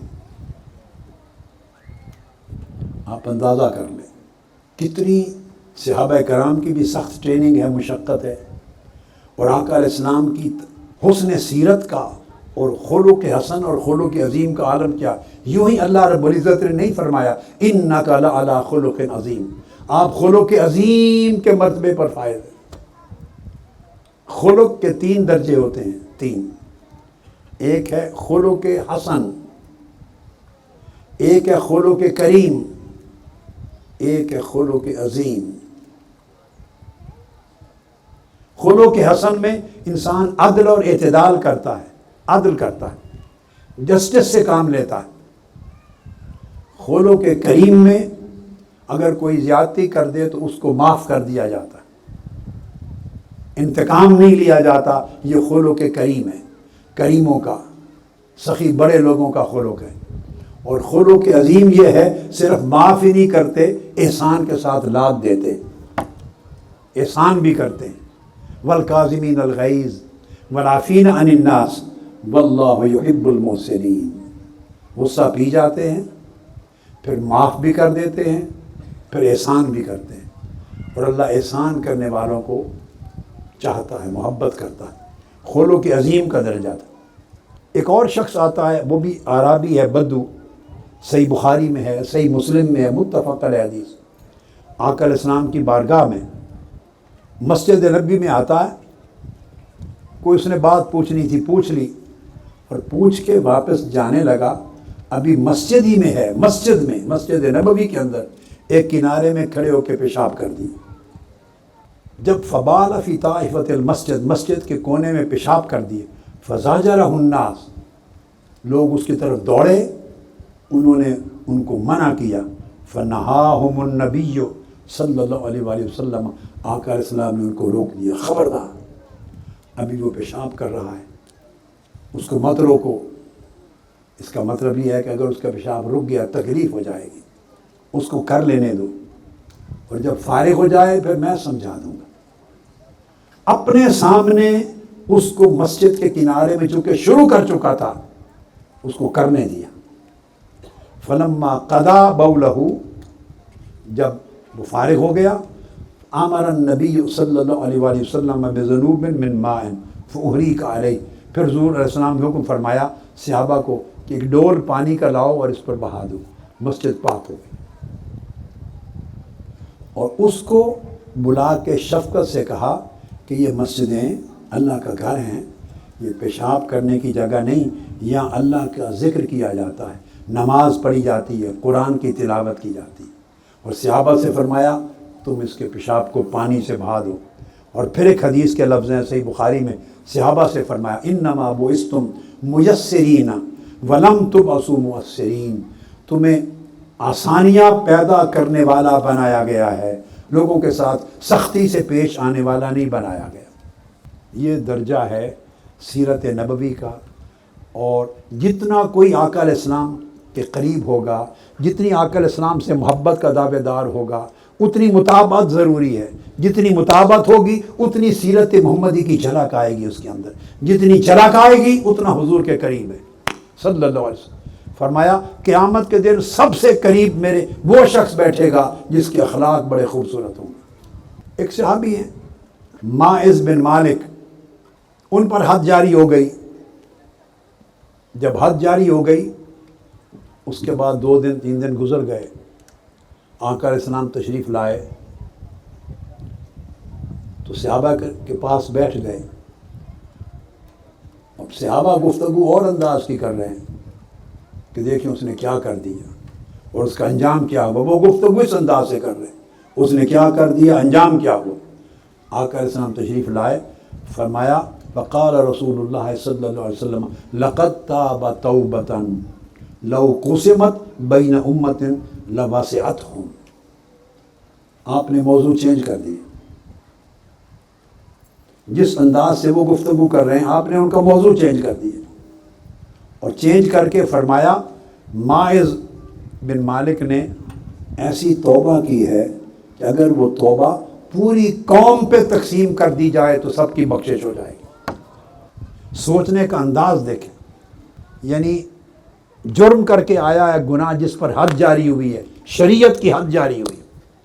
صحابہ کرام اپنے انداز سے اس کا ذکر کر رہے ہوں، لیکن آقا علیہ الصلوۃ والسلام اس کا یہ رخ دکھا رہے ہیں، بھئی اس نے گناہ کرنے کا اقرار خود کیا تھا آ کر۔ ہمارے پاس کسی اور آدمی نے شہادت پیش نہیں کی تھی، کوئی اور آدمی ایویڈنس لے کے وٹنس بن کے نہیں آیا تھا، اس نے خود اقرار کیا تھا کہ مجھ سے یہ گناہ ہوا ہے، مجھ پر حد جاری کریں، اور بار بار اصرار کرتا رہا، بالآخر مجبور ہو کر حد جاری کرنی پڑی۔ تو آقا علیہ السلام نے انہیں دوسرا رخ دکھایا ہے کہ ایک رخ ہے اس نے غلطی کی، جرم کیا اور سزا یاب ہوا، ایک رخ ہے دیکھنے کا۔ اب دوسرا رخ یہ ہے کہ اس نے خود آ کے اقرار کیا اور سزا لی، تو فرمایا اس کو اس اینگل سے دیکھنے کی بجائے اس کے اس رخ سے دیکھو، اور فرمایا کہ اس نے خود جا کے یہ سزا لی ہے، لہذا اس نے ایسی توبہ کی ہے کہ اگر یہ توبہ ایک پوری قوم میں تقسیم کر دیں تو سب کی بخشش ہو جائے۔ تو حضور علیہ الصلوۃ والسلام نے سیرت طیبہ کے ذریعے پازیٹیو اینگل کو دیکھنے کی تلقین کی ہے کہ ہر واقعہ اپیرنٹلی اگر برائی کا بھی ہوتا ہے، گناہ کا ہوتا ہے، کوئی خرابی بھی ہوتی ہے، تو صرف وہ ایک ہی ڈائریکشن نہیں ہے، ایک ہی اینگل نہیں ہے اس واقعہ کو دیکھنے کا۔ فرمایا اس کا کوئی پازیٹیو اینگل بھی ہو سکتا ہے، تو منفی جہت کو دیکھنے کی بجائے اس کے مثبت پہلو کو دیکھا کرو کہ دیکھو اس نے خود اقرار کر کے اپنے اوپر سزا جاری کروائی تاکہ قیامت کے دن آخرت میں عذاب سے بچ جائے، اسی دنیا میں سزا مل جائے۔ اور اس کی توبہ اتنی ہوئی کہ وہ اب توبہ ساری قوم کی بخشش کے لیے کافی ہے۔ تو حضور اسلام نے سیرت طیبہ کے ذریعے لوگوں کو سوچنے کے رخ چینج کر کے دیے، مائنڈ اس کی ڈائریکشن چینج کی ہے۔ صرف دین نہیں دیا، مذہب نہیں دیا، احکام نہیں دیے، فقط شرائع نہیں دی، صرف آداب نہیں دیے، بلکہ آقا علیہ السلام نے ایسے سیرت پاک کے ذریعے شعور دیا کہ نیگیٹو سائڈز کو دیکھنے کی بجائے پازیٹیو سائڈز کو دیکھنے کی عادت پیدا ہو انسانوں کی۔ اگر انسانوں کے مثبت پہلوؤں کو دیکھنے والا بن جائے تو بہت سے جھگڑے ختم ہو جاتے ہیں، بہت سے اختلافات ختم ہو جاتے ہیں، بہت سے مسائل خود بخود حل ہو جاتے ہیں۔ آقا علیہ السلام نے ارشاد فرمایا، تبسمک فی وجہ اخیک لک صدقۃ۔ دیکھیں کیسا دین عطا فرما رہے، یہ صرف پوجا پاٹ کا دین نہیں ہے، صرف رسم و رواج کا دین نہیں ہے، صرف عبادات کا دین نہیں ہے، مناسک کا دین نہیں ہے۔ ہم نے پورا دین صرف چند رسوم اور رواجات پر محدود کر لیا ہے، مخصوص اعمال کے اندر بند کر دیا ہے، اور اس دین کا کوئی تعلق ہماری روزمرہ کی زندگی کے ساتھ باقی نہیں رہا، ہماری سوچوں کے ساتھ باقی نہیں رہا، ہماری گفتگو کے ساتھ تعلق نہیں رہا، ہمارے معاملات کے ساتھ دین کا تعلق نہیں رہا۔ ہم نے دین کو اپنی اصل زندگی سے نکال دیا ہے اور عبادتوں کے چند خانوں میں اس کو محدود کر دیا ہے، چند مراسم میں محدود کر دیا ہے۔ ہم یہ سمجھتے ہیں کہ زکوٰۃ دی، صدقہ دیا، خیرات دی تو یہی صدقہ ہے۔ بہت لوگ ایسے ہیں جو آج کل مہنگائی کا زمانہ ہے، خاص طور پہ وہ اس پوزیشن میں نہیں کہ کسی کو مالی مدد کر سکے، ان کا اپنا گزر اوقات نہیں ہوتا، تو وہ صدقہ دینے اور خیرات کرنے کا جو عمل ہے اس کی خیر سے محروم ہو جائیں گے۔ تو آپ نے دین ایسا نہیں دیا کہ کوئی محروم ہو۔ فرمایا جو کچھ بھی نہ دے سکے، کسی کو کچھ بھی نہ دے سکے، وہ اپنے بھائی کے سامنے مسکراتا ہوا چہرہ لے آئے، چہرے پہ مسکراہٹ لانا بھی صدقہ ہے۔ کچھ بھی نہ دے سکے، مسکراہٹ میں تو پیسے نہیں لگتے، چہرے پر مسکراہٹ لے آؤ، اس مسکراہٹ سے مل لو دوسرے کو، فرمایا اس سے بھی صدقہ ہو جائے گا۔ اور طبیعت آقا علیہ السلام نے اپنی سیرت طیبہ کے ذریعے ایسی دی جس سے علماء کے لیے، وعظاء کے لیے، خطباء کے لیے، اور دین کے مبلغوں کے لیے، اور داعی جو لوگ ہیں ان کے لیے، اور دین کے طلباء کے لیے ایک سبق دیا کہ طبیعت کیسی ہو۔ ہم نے ایک دین کا پورا تصور روکھا سوکھا بنا کے رکھ دیا ہے، خشک روکھا سوکھا بنا کے رکھ دیا ہے۔ اب یہاں ایک حدیث بتاتا ہوں، مسند احمد بن حنبل میں اور ترمذی میں اور صحیح ابن حبان میں آئی ہیں۔ جابر بن سمرہ روایت کرتے ہیں جالست النبی صلی اللہ علیہ وآلہ وسلم اکثر من 100 مرہ، ایک صحابی کہتے ہیں کہ میں 100 سے زیادہ مرتبہ آقا علیہ السلام کی مجلس میں بیٹھا ہوں، مجھے شرف ملا کہ 100 سے زیادہ ٹائمز میں آقا علیہ السلام کی مجلس میں صحبت میں بیٹھا۔ فرماتے ہیں کہ میں نے ساری زندگی یہ دیکھا کہ جب حضور علیہ السلام بیٹھے ہوتے تو صحابہ کرام پر کوئی وحشت اور دہشت طاری نہیں ہوتی تھی، پریشان حالی طاری نہیں ہوتی تھی۔ ایسا نہیں ہے کہ اس قسم کا رعب طاری ہو جائے کہ سانس لینا مشکل ہو جائے، دشوار ہو جائے بیٹھنا، نہیں۔ فرمایا فَكَانَ أَصْحَابُهُ يَتَنَاشَدُونَ الشِّعْرَ وَيَتَذَاكَرُونَ أَشْيَاءَ مِنْ أَمْرِ الْجَاهِلِيَّةِ وَهُوَ سَاكِتٌ فَرُبَّمَا تَبَسَّمَ مَعَهُمْ۔ فرمایا میں دیکھتا تھا کہ صحابہ کرام آپ کی مجلس میں اشعار پڑھتے تھے، شعر و شاعری شروع کر دیتے، مختلف شعراء کے شعر پڑھتے، صاف ظاہر اچھے پسندیدہ پاکیزہ شعری پڑھتے تھے، دوسرا تو تصور بھی نہیں کیا جا سکتا۔ لیکن صحابہ کرام دور جاہلیت گزری تھی، بڑے بڑے شعراء ہو گزرے تھے، ان کے اشعار پڑھتے تھے، اور کبھی دور جاہلیت کے واقعات سناتے تھے، میرا فلاں وقت میں ادھر گیا یہ ہوا، دوسرے صحابی کہتے تھے فلاں جگہ میرا معاملہ ہوا، فلاں جگہ طائف میں یہ ہوا، پھر کوئی کہتا فلاں سفر پہ میرے ساتھ یہ ہوا، اپنے دور جاہلیت کے واقعات سناتے تھے، کوئی اشعار پڑھتے تھے۔ صحابی کہتے ہیں کہ اللہ کی عزت کی قسم آقا اسلام نے کبھی منع نہیں فرمایا، وہ ساکت، خاموشی سے سنتے رہتے، اور کبھی کبھی ان کے ساتھ مسکرا بھی پڑتے، انجوائے کرتے۔ اور دوسری روایت میں ہے کہ کان اصحابہ یتناشدون الشعر عندہ ویذکرون اشیاء من امر الجاہلیت ویضحکون فیبتسم معہم اذا ضحکوا، کہ صحابہ کرام اشعار پڑھتے تھے اور دور جاہلیت کے کئی واقعات بھی ایک دوسرے کو سناتے تھے۔ آقا علیہ السلام صرف خاموشی سے سنتے نہیں تھے، بلکہ کئی مرتبہ صحابہ کرام کو ہنسی بھی آتی تھی، ایک واقعہ سن کے صحابہ کرام ہنستے بھی تھے، آقا علیہ السلام بھی جب وہ ہنستے ان کے ساتھ تبسم فرماتے تھے، یعنی ان کے ساتھ شریک رہتے اس پوری مجلس میں، ان کی خوشی جس چیز میں فیل کرتے آقا علیہ السلام وہی عمل کرتے، وہ انجوائے کر رہے ہیں اشعار کو تبسم فرماتے، واقعہ پہ ہنس رہے ہیں آقا تبسم فرماتے، کہا نہیں لگاتے تھے۔ آقا علیہ السلام سے زیادہ تبسم کرنے والا میں نے کوئی شخص دنیا میں نہیں دیکھا، ہر وقت تبسم آقا کے چہرے انور پر ہوتا۔ اس لیے یہ طبیعت کی وہ نرمی ہے جس کا ذکر میں نے کیا۔ حضور علیہ السلام نے فرمایا ان اللہ یحب الرفق فی الامر کلہ، صحیح بخاری میں ہے کہ آپ تعلیم دیتے تھے کہ ہر معاملے میں اللہ پاک نرمی کو پسند کرتا ہے، ہر معاملے میں جس کی طبیعت میں نرمی ہے وہ پسند کرتا ہے۔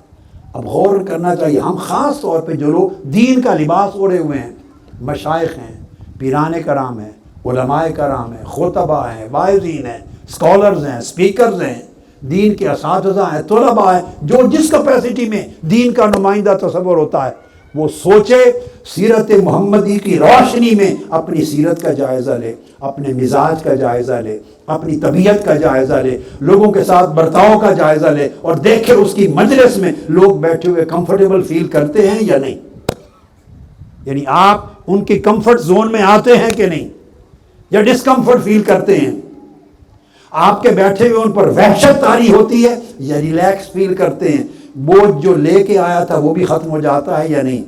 تو طبیعت وہ سیرت محمدی کے مطابق ہے کہ جو آدمی بوجھل دل کے ساتھ آئے تو اس کا بوجھ آپ کی مجلس میں بیٹھ کے اتر جائے۔ غریب کو پہلے پریشان ہے، آپ کی مجلس میں بیٹھ کے ایک اور مصیبت میں پھنس جائے، وہ کون سی سیرت ہے، یہ کون سی روحانیت ہے، یہ کون سا اخلاق ہے، یہ کون سی دین کی تعلیم ہے۔ ہم نے کبھی آقا علیہ السلام کی سیرت طیبہ کے اوراق کو پلٹ کر ہی دیکھا۔ حضور علیہ السلام نے فرمایا من یحرم الرفق یحرم الخیر، جس شخص کو نرمی سے محروم کر دیا گیا وہ سمجھے کہ ساری خیر سے محروم ہو گیا، ساری خیر نرم طبیعت کے اندر ہے۔ پھر ایک حدیث میں ہے، امام احمد بن حنبل نے مسند میں روایت کی، فرمایا الا اخبرکم بمن یحرم علی النار او بمن تحرم علیہ النار علی کل قریب ہین سہل۔ آپ نے صحابہ کرام سے فرمایا کیا میں تمہیں یہ نہ بتاؤں کہ کس شخص پر دوزخ کی آگ کو حرام کر دیا گیا ہے۔ کون وہ لوگ ہیں جن پر دوزخ کی آگ حرام کر دی گئی ہے؟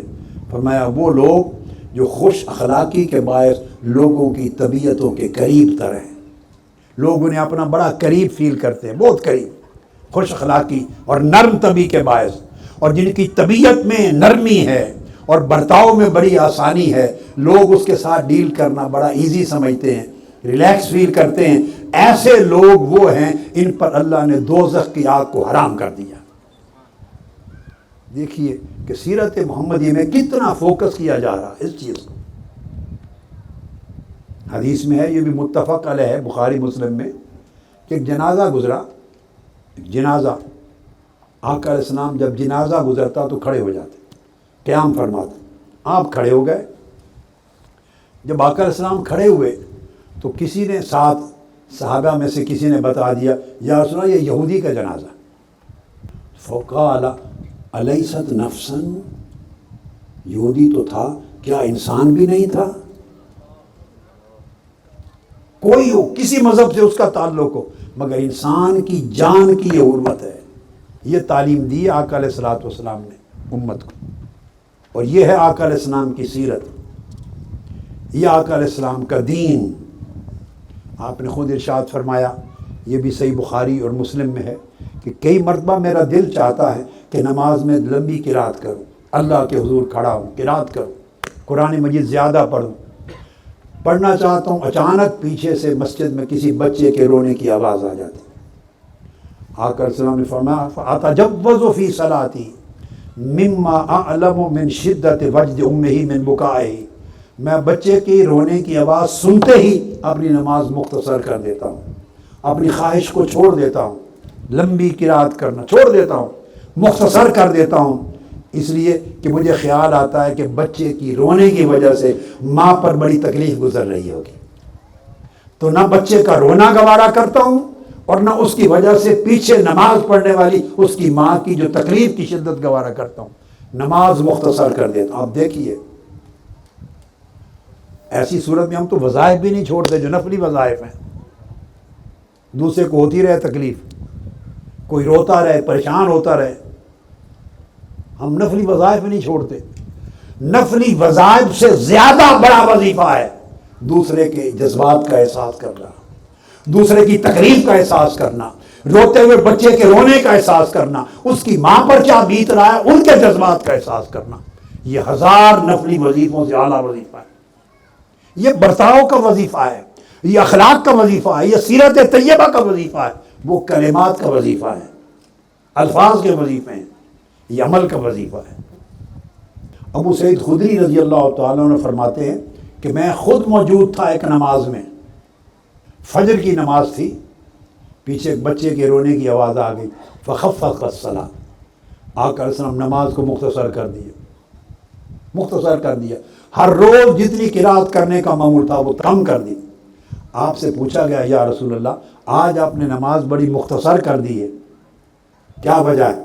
تو حضور علیہ السلام نے جواب دیا انی سمعت بکاء صبی فخشیت ان تفتتن امہ، میں نماز تو بڑے ذوق میں پڑھ رہا تھا مگر ایک بچے کے رونے کی آواز آئی تو میں نے فیل کیا اس کی ماں آزمائش میں مبتلا ہے، ادھر میرے پیچھے نماز میں کھڑی ہے، ادھر چھوٹا بچہ رو رہا ہے، اس کی ماں پھنس گئی ہے آزمائش میں نہیں چاہتا تھا کہ آزمائش میں رہے، میں نے اپنی نماز مختصر کر دی تاکہ ماں مشکل سے نجات پائے اور بچے کو ماں مل جائے۔ یہ ایک اینگل ہے، سوچ کا ہے، یعنی سوچ تبدیل کرنے کی ضرورت ہے۔ ہم نے دین اور مذہب کو اور سیرت کو اخلاق، روز مرہ کے احساسات، جذبات اور برتاؤ سے بالکل جدا کر دیا ہے، مراسم اور مناسک کا دین بنا دیا ہے۔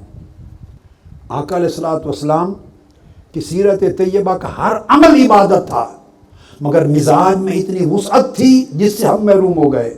زین بن ثابت رضی اللہ تعالیٰ عنہ روایت کرتے ہیں کہ آقا علیہ السلام کا طریق یہ تھا، حضور علیہ السلام کے ساتھ بیٹھتے آپ کی مجلس میں، جب کبھی ہم آخرت کا ذکر شروع کرتے، قیامت کا، آخرت کا، تو آقا علیہ السلام ہمارے ساتھ آخرت کا ذکر شروع کر دیتے۔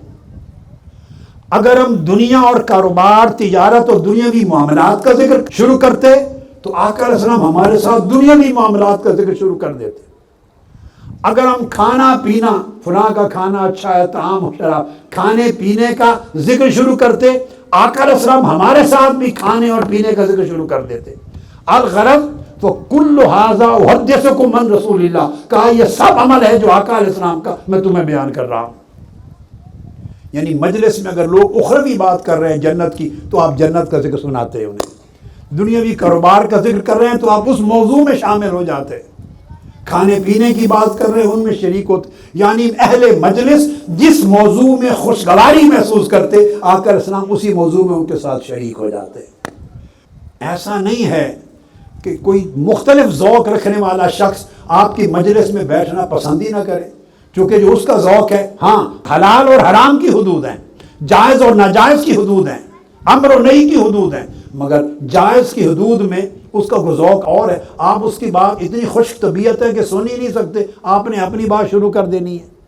وہ کوئی اور بات سننا چاہتا ہے، کسی اور چیز میں آپ کی رائے لینا چاہتا ہے، کسی اور چیز میں خوشگواری محسوس کر رہا ہے، آپ اس کی خوشگواری کا احساس نہیں کرتے، جو آپ کے اندر جمع ہوا آپ وہی شروع کر دیتے ہیں بات کو۔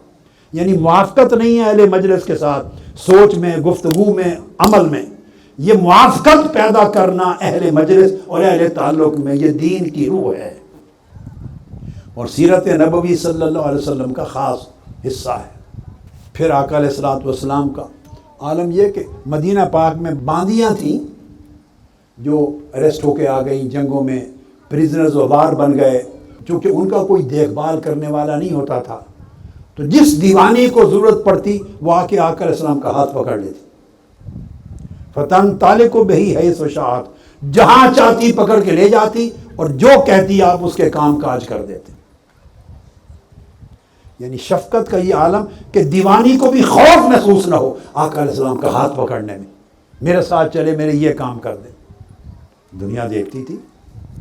حضور علیہ الصلوۃ والسلام نے اپنی سیرت کا یہ نمونہ پیش کیا۔ پھر آگے چلیے، پھر جہاں رشتے ہیں، یہ سیرت کا حصہ ہے، جہاں رشتے ہیں، تعلقات ہیں، اس کا کتنا خیال رکھتے آقا علیہ الصلوۃ والسلام، اور اسی خیال سے ہمیں سیرت عطا کی کہ خونی رشتے ہوں یا دیگر قریبی رشتے ہوں، پڑوسی ہوں، قریبی رشتے ہوں، ان کا کس طرح خیال رکھا جاتا ہے۔ ابو طفیل روایت کرتے ہیں، یہ سنن ابی داؤد کی حدیث ہے، سنن ابی داؤد میں وہ روایت کرتے ہیں کہ میں نے خود دیکھا کہ آقا علیہ الصلوۃ والسلام جعرانہ کے مقام پر، یہ بھی غزوہ حنین سے واپس پلٹے ہیں، جعرانہ کے مقام پر آپ گوشت تقسیم فرما رہے تھے، میں نے دیکھا۔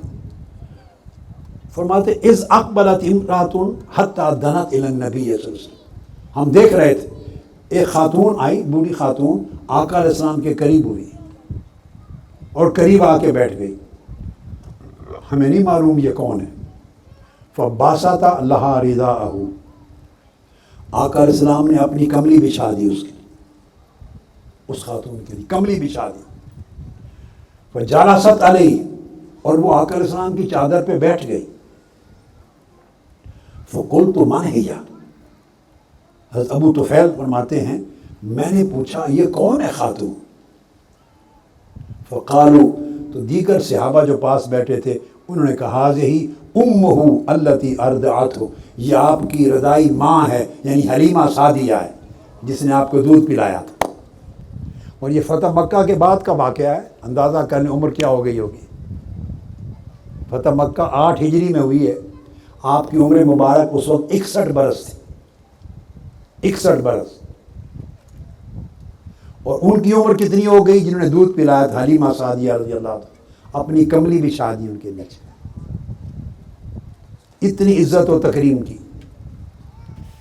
پھر حدیث میں آتا ہے، یہ بھی سنن ابی داؤد میں سیاہ ستہ میں حدیث ہے، کتاب الادب کے اندر صحابہ بیان کرتے ہیں کہ آقا علیہ السلام ایک روز تشریف فرما تھے، اس دوران ان کے رضائی والد آئے، حضرت حارث، حضرت حلیمہ سعدیہ کے شوہر، وہ آئے، آقا علیہ السلام نے ان کے لیے اکراماً اپنی چادر بچھا دی۔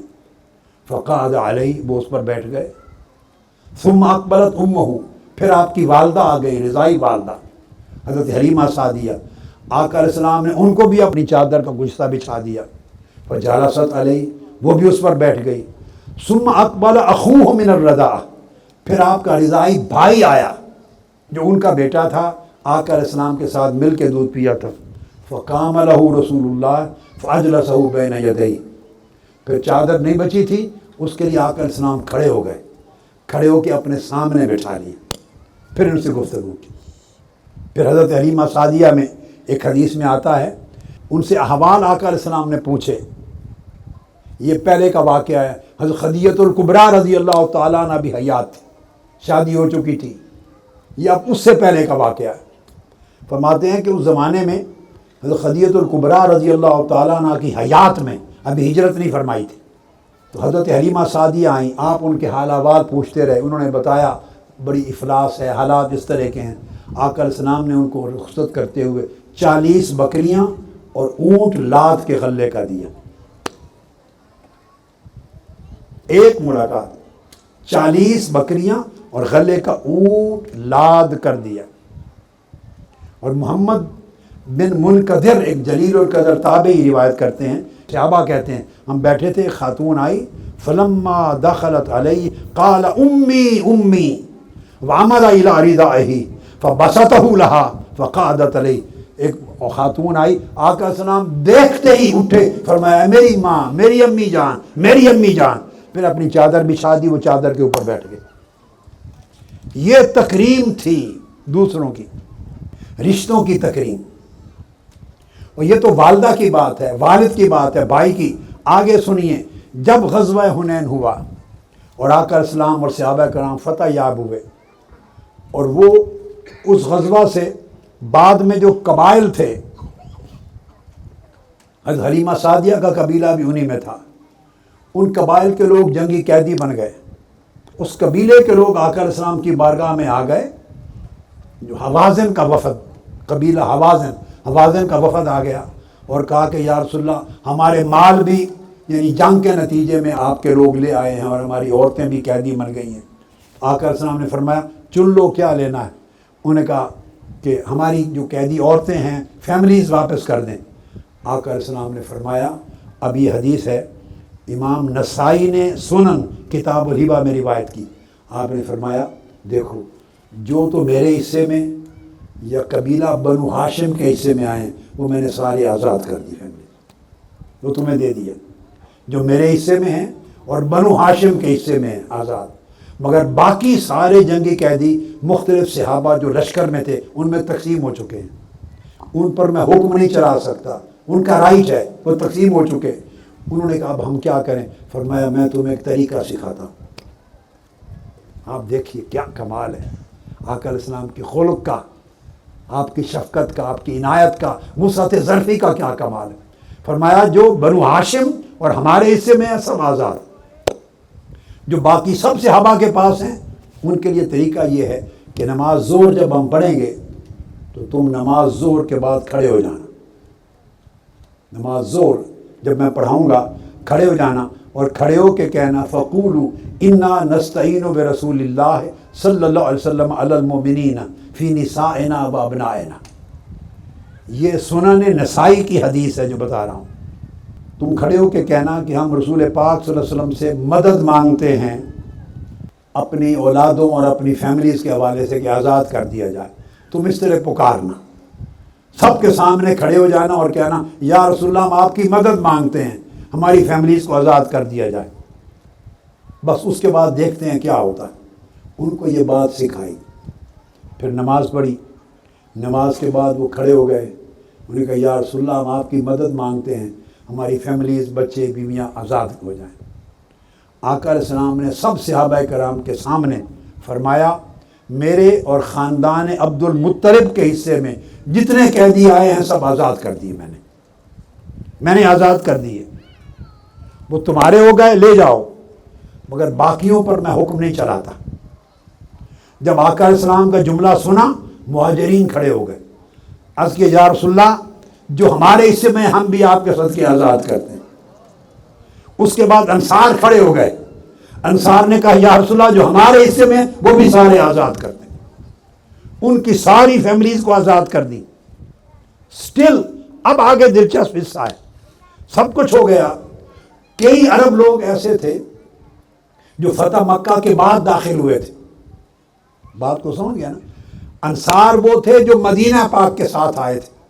مہاجرین وہ تھے جو مکہ سے ہجرت کر کے مدینہ پاک گئے تھے. یہ تو قربانیاں دینے والے لوگ تھے جنہوں نے عمر بھر قربانیاں دی تھی. انہوں نے تو آقا علیہ السلام کا فرمان سنا اور تو سب آزاد کر دیے قبیلے. اب وہ لوگ رہ گئے. جب فتح مکہ ہوئی یاد رکھ لیں تو 8,000 صحابہ آئے تھے ساتھ. 8,000. اور جب غزوہ حنین میں چلے تو 2,000 لوگ نو مسلم جنہوں نے تازہ اسلام قبول کیا تھا فتح مکہ کے موقع پر وہ بھی شریک ہو گئے تھے. اب وہ جو قبائل عرب کے رہ گئے جنہوں نے دیکھا دیکھی اسلام بھی قبول کر لیا اور سمجھا کہ اب فتوحات ہی فتوحات ہیں لہٰذا مال غنیمت ملے گا وہ ساتھ ہو لیے. اب وہ عرب قبیلے رہ گئے وہ بھی مال غنیمت میں فیملیز کو لے چکے تھے. آقا علیہ السلام نے خاندان بنو ہاشم کے حصے کے بھی رہا کر دیے. مہاجرین صحابہ نے بھی آزاد کر دیے. انصار صحابہ نے بھی آزاد کر دی. اب قبائل عرب کے کچھ لوگ رہ گئے جو تو آئے ہی مال کے لیے تھے. نہ وہ مہاجرین میں سے تھے نہ انصار میں سے. انہوں نے سوچا ہم کیوں آزاد کریں تو وہ بیٹھے رہ گئے. انہوں نے آزاد نہیں کیے. تو آقا علیہ السلام نے ان سے فرمایا تمہارا کیا ارادہ ہے؟ چاہو تو آزاد نہ کرو ان کو لے جاؤ. اگر آزاد کرنا چاہو آپ کی مرضی ہے تو ایک ایک کے بدلے میں اونٹ بھر بھر کے غلے کے تمہیں عنایت کرتا ہوں بدلہ دیتا ہوں. وہ خوش ہو گئے. انہوں نے کہا انہوں نے تو مزدوری کرنی تھی اب غلے کے بھرے ہوئے اونٹ مل جائیں گے. انہوں نے کہا ہم آزاد کرتے ہیں. وہ آزاد کرتے گئے. آقا علیہ السلام بڑے لدے ہوئے اونٹ غلے کے ان کو عطا کرتے گئے. دے کے سب کچھ حوازن قبیلے کے سارے قیدیوں کو آزاد کروایا. کیوں؟ یہ قبیلہ وہ تھا جن میں حضرت حلیمہ سعدیہ تھیں جنہوں نے آقا علیہ السلام کو دودھ پلایا تھا. اس بچپن کے وقت کی ہوئی بلائی کا بدلہ اس انداز سے آقا علیہ السلام نے عطا کیا. اسی میں نے بتایا کہ حضرت شیمہ بھی تھی. جب آزاد کر دیے گئے سب قیدی تو حضرت شیمہ نے بعض صحابہ سے کہا میں حضور علیہ السلام کی بہن ہوں. وہ حیران ہو گئے یہ حضور علیہ السلام کی بہن ہے یہ کیا دعویٰ کر رہی ہے. اس نے کہا میں رضائی بہن ہوں ہم نے مل کے دودھ پیا ہے. وہ آقا علیہ السلام کی بارگاہ میں لے آئے اور کہا یا رسول اللہ یہ ایک خاتون آئی ہے یہ کہتی ہے میں حضور علیہ السلام کی بہن ہوں مل کے دودھ پیا ہے. فرمایا شیمہ وہی بچپن میں آقا کو انگلی پکڑ کے کھلایا کرتی تھی وہی پہاڑوں اور وادیوں میں لے جایا کرتی تھی وہی سلایا کرتی تھی. فرمایا شیمہ آئی ہے. بلا لیا اندر. فرمایا لے آؤ. آقا علیہ السلام نے اس کو دیکھا. فلما رآہا رحب بہا وبسط لہا رداء. اس کے لیے چادر بچھا دی. اسی وقت چادر بچھا دی. استقبال کیا. پوچھا شیمہ کیسے آئی ہو؟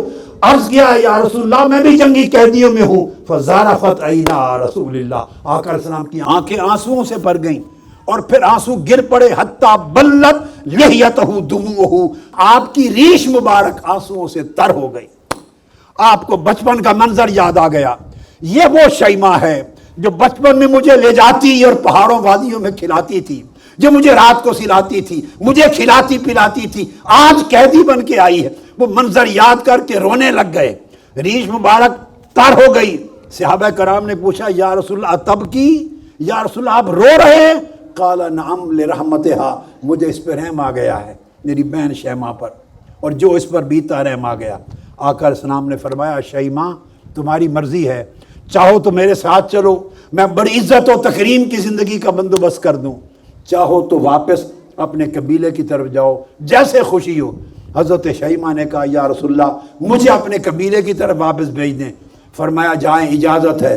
وہ کھڑی ہو گئی. عرض کیا یا رسول اللہ میں آپ کی بہن ہوں میں آپ کی بہن ہوں میں اکیلی آزاد ہو کے نہیں جاؤں گی. میرے قبیلے کے 6,000 قیدی آپ کے خیموں میں 6,000 قیدی ان کو بھی آزاد کرو.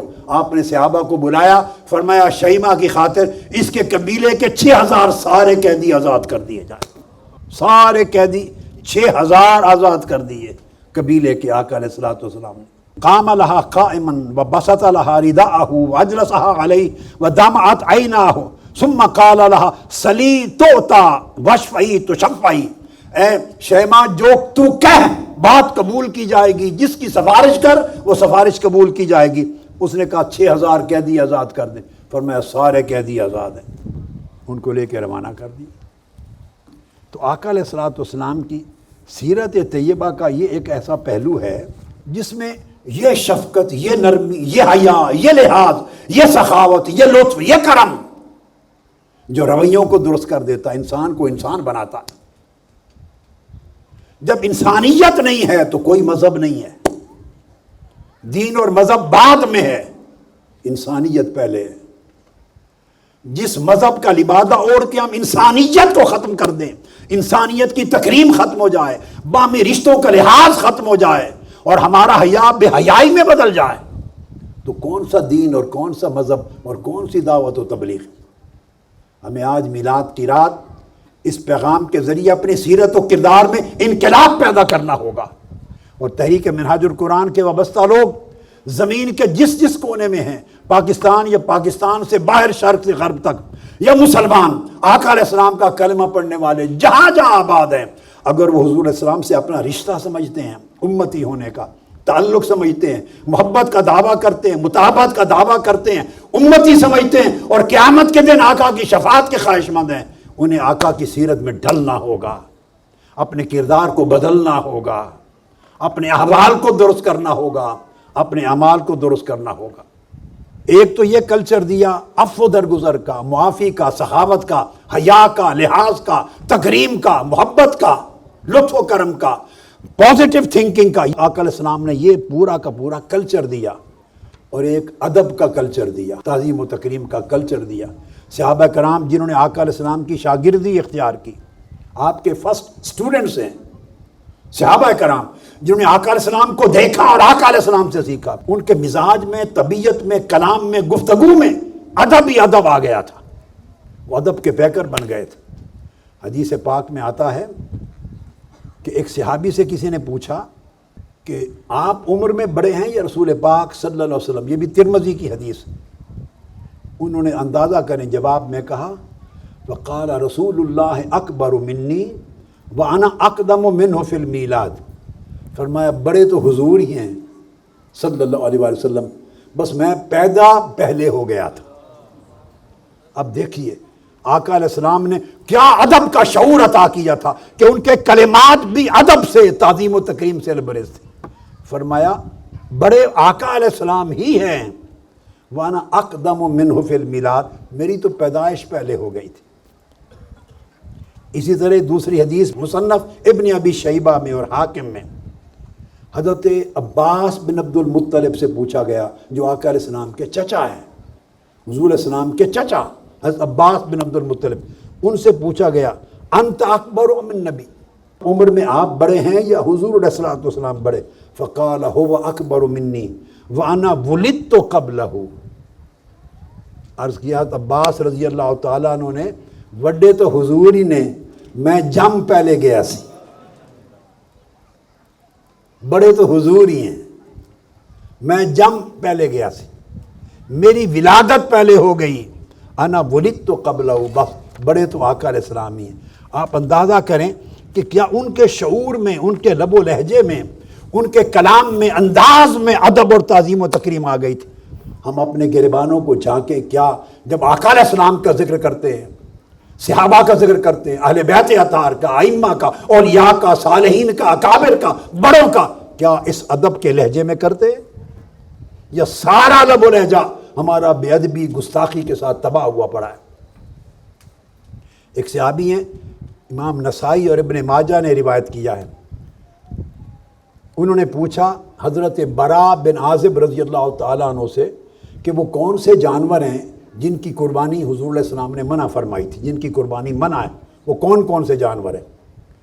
انہوں نے اشارہ کیا 4 انگلیوں کا اس طرح ہاتھ سے کہ 4 جانور ہیں ایسے ایسے ایسے جن کی قربانی کرنے سے منع فرمایا تھا، مگر یہ کہہ کے کلام کرنے سے پہلے بولے وَيَدِي أَكْثَرُ مِنْ يَدِهِ، میں جو اشارہ کر رہا ہوں انگلیوں کا، میرے ہاتھ اور انگلیاں حضور کے ہاتھ جیسی نہیں ہیں، میری انگلیاں، میرا ہاتھ حضور کے ہاتھ اور حضور کی انگلیوں جیسا نہیں، یہ بہت چھوٹا ہے، میں تو سمجھانے کے لیے اشارہ کر رہا ہوں، ان 4 جانوروں کی قربانی کو منع فرمایا تھا۔ اب اندازہ کریے صحابہ کرام یونیورسٹیوں کے پڑھے ہوئے نہیں تھے، یہ یونیورسٹیز کے گریجویٹ نہیں تھے، نہ یونیورسٹیز تھیں، نہ کسی اسکول اور کالج اور مکتب کے پڑھے ہوئے تھے۔ یہ تو معاشرہ وہ تھا جو لکھنے پڑھنے والا معاشرہ ہی نہیں تھا، اور آقا علیہ السلام نے بیٹھ کر ان کو اپنا ادب کرنے کا کوئی سبق تھوڑا پڑھایا تھا کہ میری بات کرو تو اس طرح کیا کرو، میرا تذکرہ کرو تو ایسے کیا کرو، نہیں، یہ تو آقا علیہ السلام کی تربیت و صحبت نے انہیں باادب بنا دیا تھا، پیکر ادب، پیکر تعظیم و تکریم بنا دیا تھا، اور یہی ادب پھر آگے چلتا ہے۔ اپنی انگلیوں کو بھی آقا علیہ السلام کی انگلیوں جیسا نہیں کرا۔ اب یہ چیزیں کوئی لکھائی پڑھائی میں نہیں آئیں، یہ تو ادب ایک ایسا شعور ہے جو محبت اور تعلق اور مطابقت از خود پیدا کر دیتا ہے، محبت سکھا دیتی ہے، مطابقت سکھا دیتی ہے۔ صحیح بخاری میں حدیث ہے، حضرت ابو ہریرہ رضی اللہ تعالیٰ عنہ فرماتے ہیں نہانے کی ان کو حاجت تھی، راستے سے گزرے آقا علیہ السلام تشریف فرما تھے، وہ تیزی سے گلی مڑ گئے، آقا علیہ السلام کے سامنے نہیں آئے کیونکہ نہانے کی حاجت تھی۔ اس حالت میں گلی کے اس راستے پر نہیں چلے جہاں سے آقا علیہ السلام تشریف لا رہے۔ ادب کا یہ عالم ہے۔ اسی طرح ایک اور حدیث میں ہے، حضرت اصلع بن شریک ایک صحابی ہیں، وہ کجاوا باندھتے تھے اونٹنی کا جس پر آقا علیہ السلام سواری کرتے بیٹھتے، جب اونٹ چلتا تو کجاوا باندھتے تھے جس پر آپ کی نشست ہوتی، بیٹھتے اور بڑا اچھا باندھتے۔ ایک دن سفر پہ گئے تو جو کجاوا تھا اچھا نہیں تھا باندھا ہوا، بیلنسڈ نہیں تھا، صحیح طریقے سے فکس نہیں تھا۔ بعد میں آقا علیہ السلام ملے جب حضرت اصلع بن شریک کو، تو آقا نے فرمایا اصلع آج کجاوا اس طرح نہیں باندھا ہوا تھا جیسے آپ پہلے باندھتے تھے، کیا وجہ ہے؟ عرض کیا یا رسول اللہ میں نے نہیں باندھا۔ تو فرمایا کس نے باندھا ہے؟ عرض کیا یا رسول اللہ مجھے غسل کی حاجت تھی اور سردیوں کا موسم تھا، پانی بہت ٹھنڈا تھا، سخت بخار تھا، مجھے لگا کہ ابھی میں اس وقت ٹھنڈے پانی سے نہایا تو مر جاؤں گا، میں نے اس کو گرم کرنا تھا، دیر لگنی تھی، پھر آپ کے قافلے میں شریک ہونا تھا، میں نے فلاں صحابی کو کہہ دیا کہ آپ باندھ دیں، تو کسی اور نے باندھا تھا۔ یعنی غسل کی حاجت ہے، اس کیفیت میں آقا علیہ السلام کی اونٹنی کو ہاتھ نہیں لگایا، اور جس کجاوے پر بیٹھنا ہے اس کو نہیں باندھا، حالانکہ آقا علیہ السلام ابھی بیٹھے نہیں ہیں، اس کو ٹچ نہیں کیا۔ یہ ادب کون سکھاتا ہے؟ یہ ادب کا کلچر دیا آقا علیہ السلام نے، ادب کا کلچر۔ سیدنا فاروق اعظم رضی اللہ تعالیٰ عنہ کے زمانے میں جب عراق کی فتوحات ہوئی تو مال غنیمت آیا بہت سارا، مسجد نبی میں آپ نے رکھ دیا سیدنا فاروق اعظم نے تقسیم کرنے کے لیے۔ تو سب سے پہلے امام حسن کو بلایا، سیدنا حسن بن ابی طالب کو، ان کو 1000 درہم مال غنیمت سے دیا۔ پھر بلایا حسین آ جائیں، سیدنا امام حسین، ان کو بھی 1000 درہم دیا۔ اس کے بعد اپنے بیٹے عبداللہ بن عمر کو بلایا، ان کو 500 درہم دیے، 1000 حسنین کریمین۔ اپنے بیٹے عبداللہ بن عمر کو 500 درہم دیے۔ بیٹے نے پوچھا کہ حسن حسین ابھی بچے ہیں ابا جان، اور یہ گلیوں میں کھیلتے ہیں، میں نے تو جنگ میں حصہ لیا ہے، مجھے 500 درہم دے رہے ہیں، اور بچے ہوتے ہوئے جو جنگ میں بھی نہیں جا سکتے ابھی، ان کو 1000 درہم دیے ہیں، بچے تھے۔ سیدنا فاروق اعظم نے کہا ہاں عبداللہ بن عمر صحیح بات ہے، جاؤ ان کے باپ جیسا باپ لے کر آؤ، ان کی ماں جیسی ماں لے کے آؤ، ان کی نانی اماں حضرت خدیجہ الکبریٰ جیسی نانی لے کے آؤ، ان کے چچا جیسے چچا لے کے آؤ، ان کے ماموں جیسا ماموں لے کے آؤ، ان کی پھوپھو جیسی پھوپھی لے کے آؤ۔ خدا کی قسم ساری زندگی کوشش کرو تو ایک رشتہ ان جیسا نہیں لا سکتے۔ کیوں؟ ان کا والد علی المرتضیٰ ہے، والدہ فاطمۃ الزہرا ہے، نانی خدیجہ الکبریٰ ہے، اور ان کے چچا جعفر بن ابی طالب ہیں، ان کی پھوپھی ام ہانی ہیں، ان کے خالو ابراہیم بن رسول اللہ ہیں، خالہ رقیہ ام کلثوم ہیں۔ اور یہ جب سارا کچھ سنا تو انہوں نے کہا، سیدنا علی شیر خدا نے جب یہ سنا یہ ساری گفتگو، فرمایا حضور علیہ السلام نے سچ فرمایا تھا کہ عمر اہل جنت کا چراغ ہے۔ یہ ادب رشتوں کا، آقا علیہ السلام کی اہل بیت کا ادب۔ حضرت ابو ہریرہ رضی اللہ تعالیٰ عنہ ایک جنازے سے واپس ہٹے ہیں، گلی میں آگے امام حسین بیٹھے ہیں، چھوٹے بچے تھے، امام حسین بیٹھے ہیں، ان کے پاؤں پر گرد لگی ہوئی ہے، اپنی چادر سر پہ جو اوڑھتے ہیں، سر پہ یا چادر اتار کے ان کے پاؤں کی گرد صاف کرنے لگ گئے۔ آپ نے پوچھا ابو ہریرہ آپ یہ کام کر رہے ہیں؟ فرمایا خدا کی قسم جو میں جانتا ہوں اگر سب لوگ جانتے تو سب کچھ یہی کرتے، آپ کو اپنے کندھوں پر اٹھاتے، قدم زمین پہ رکھنے ہی نہ دیتے۔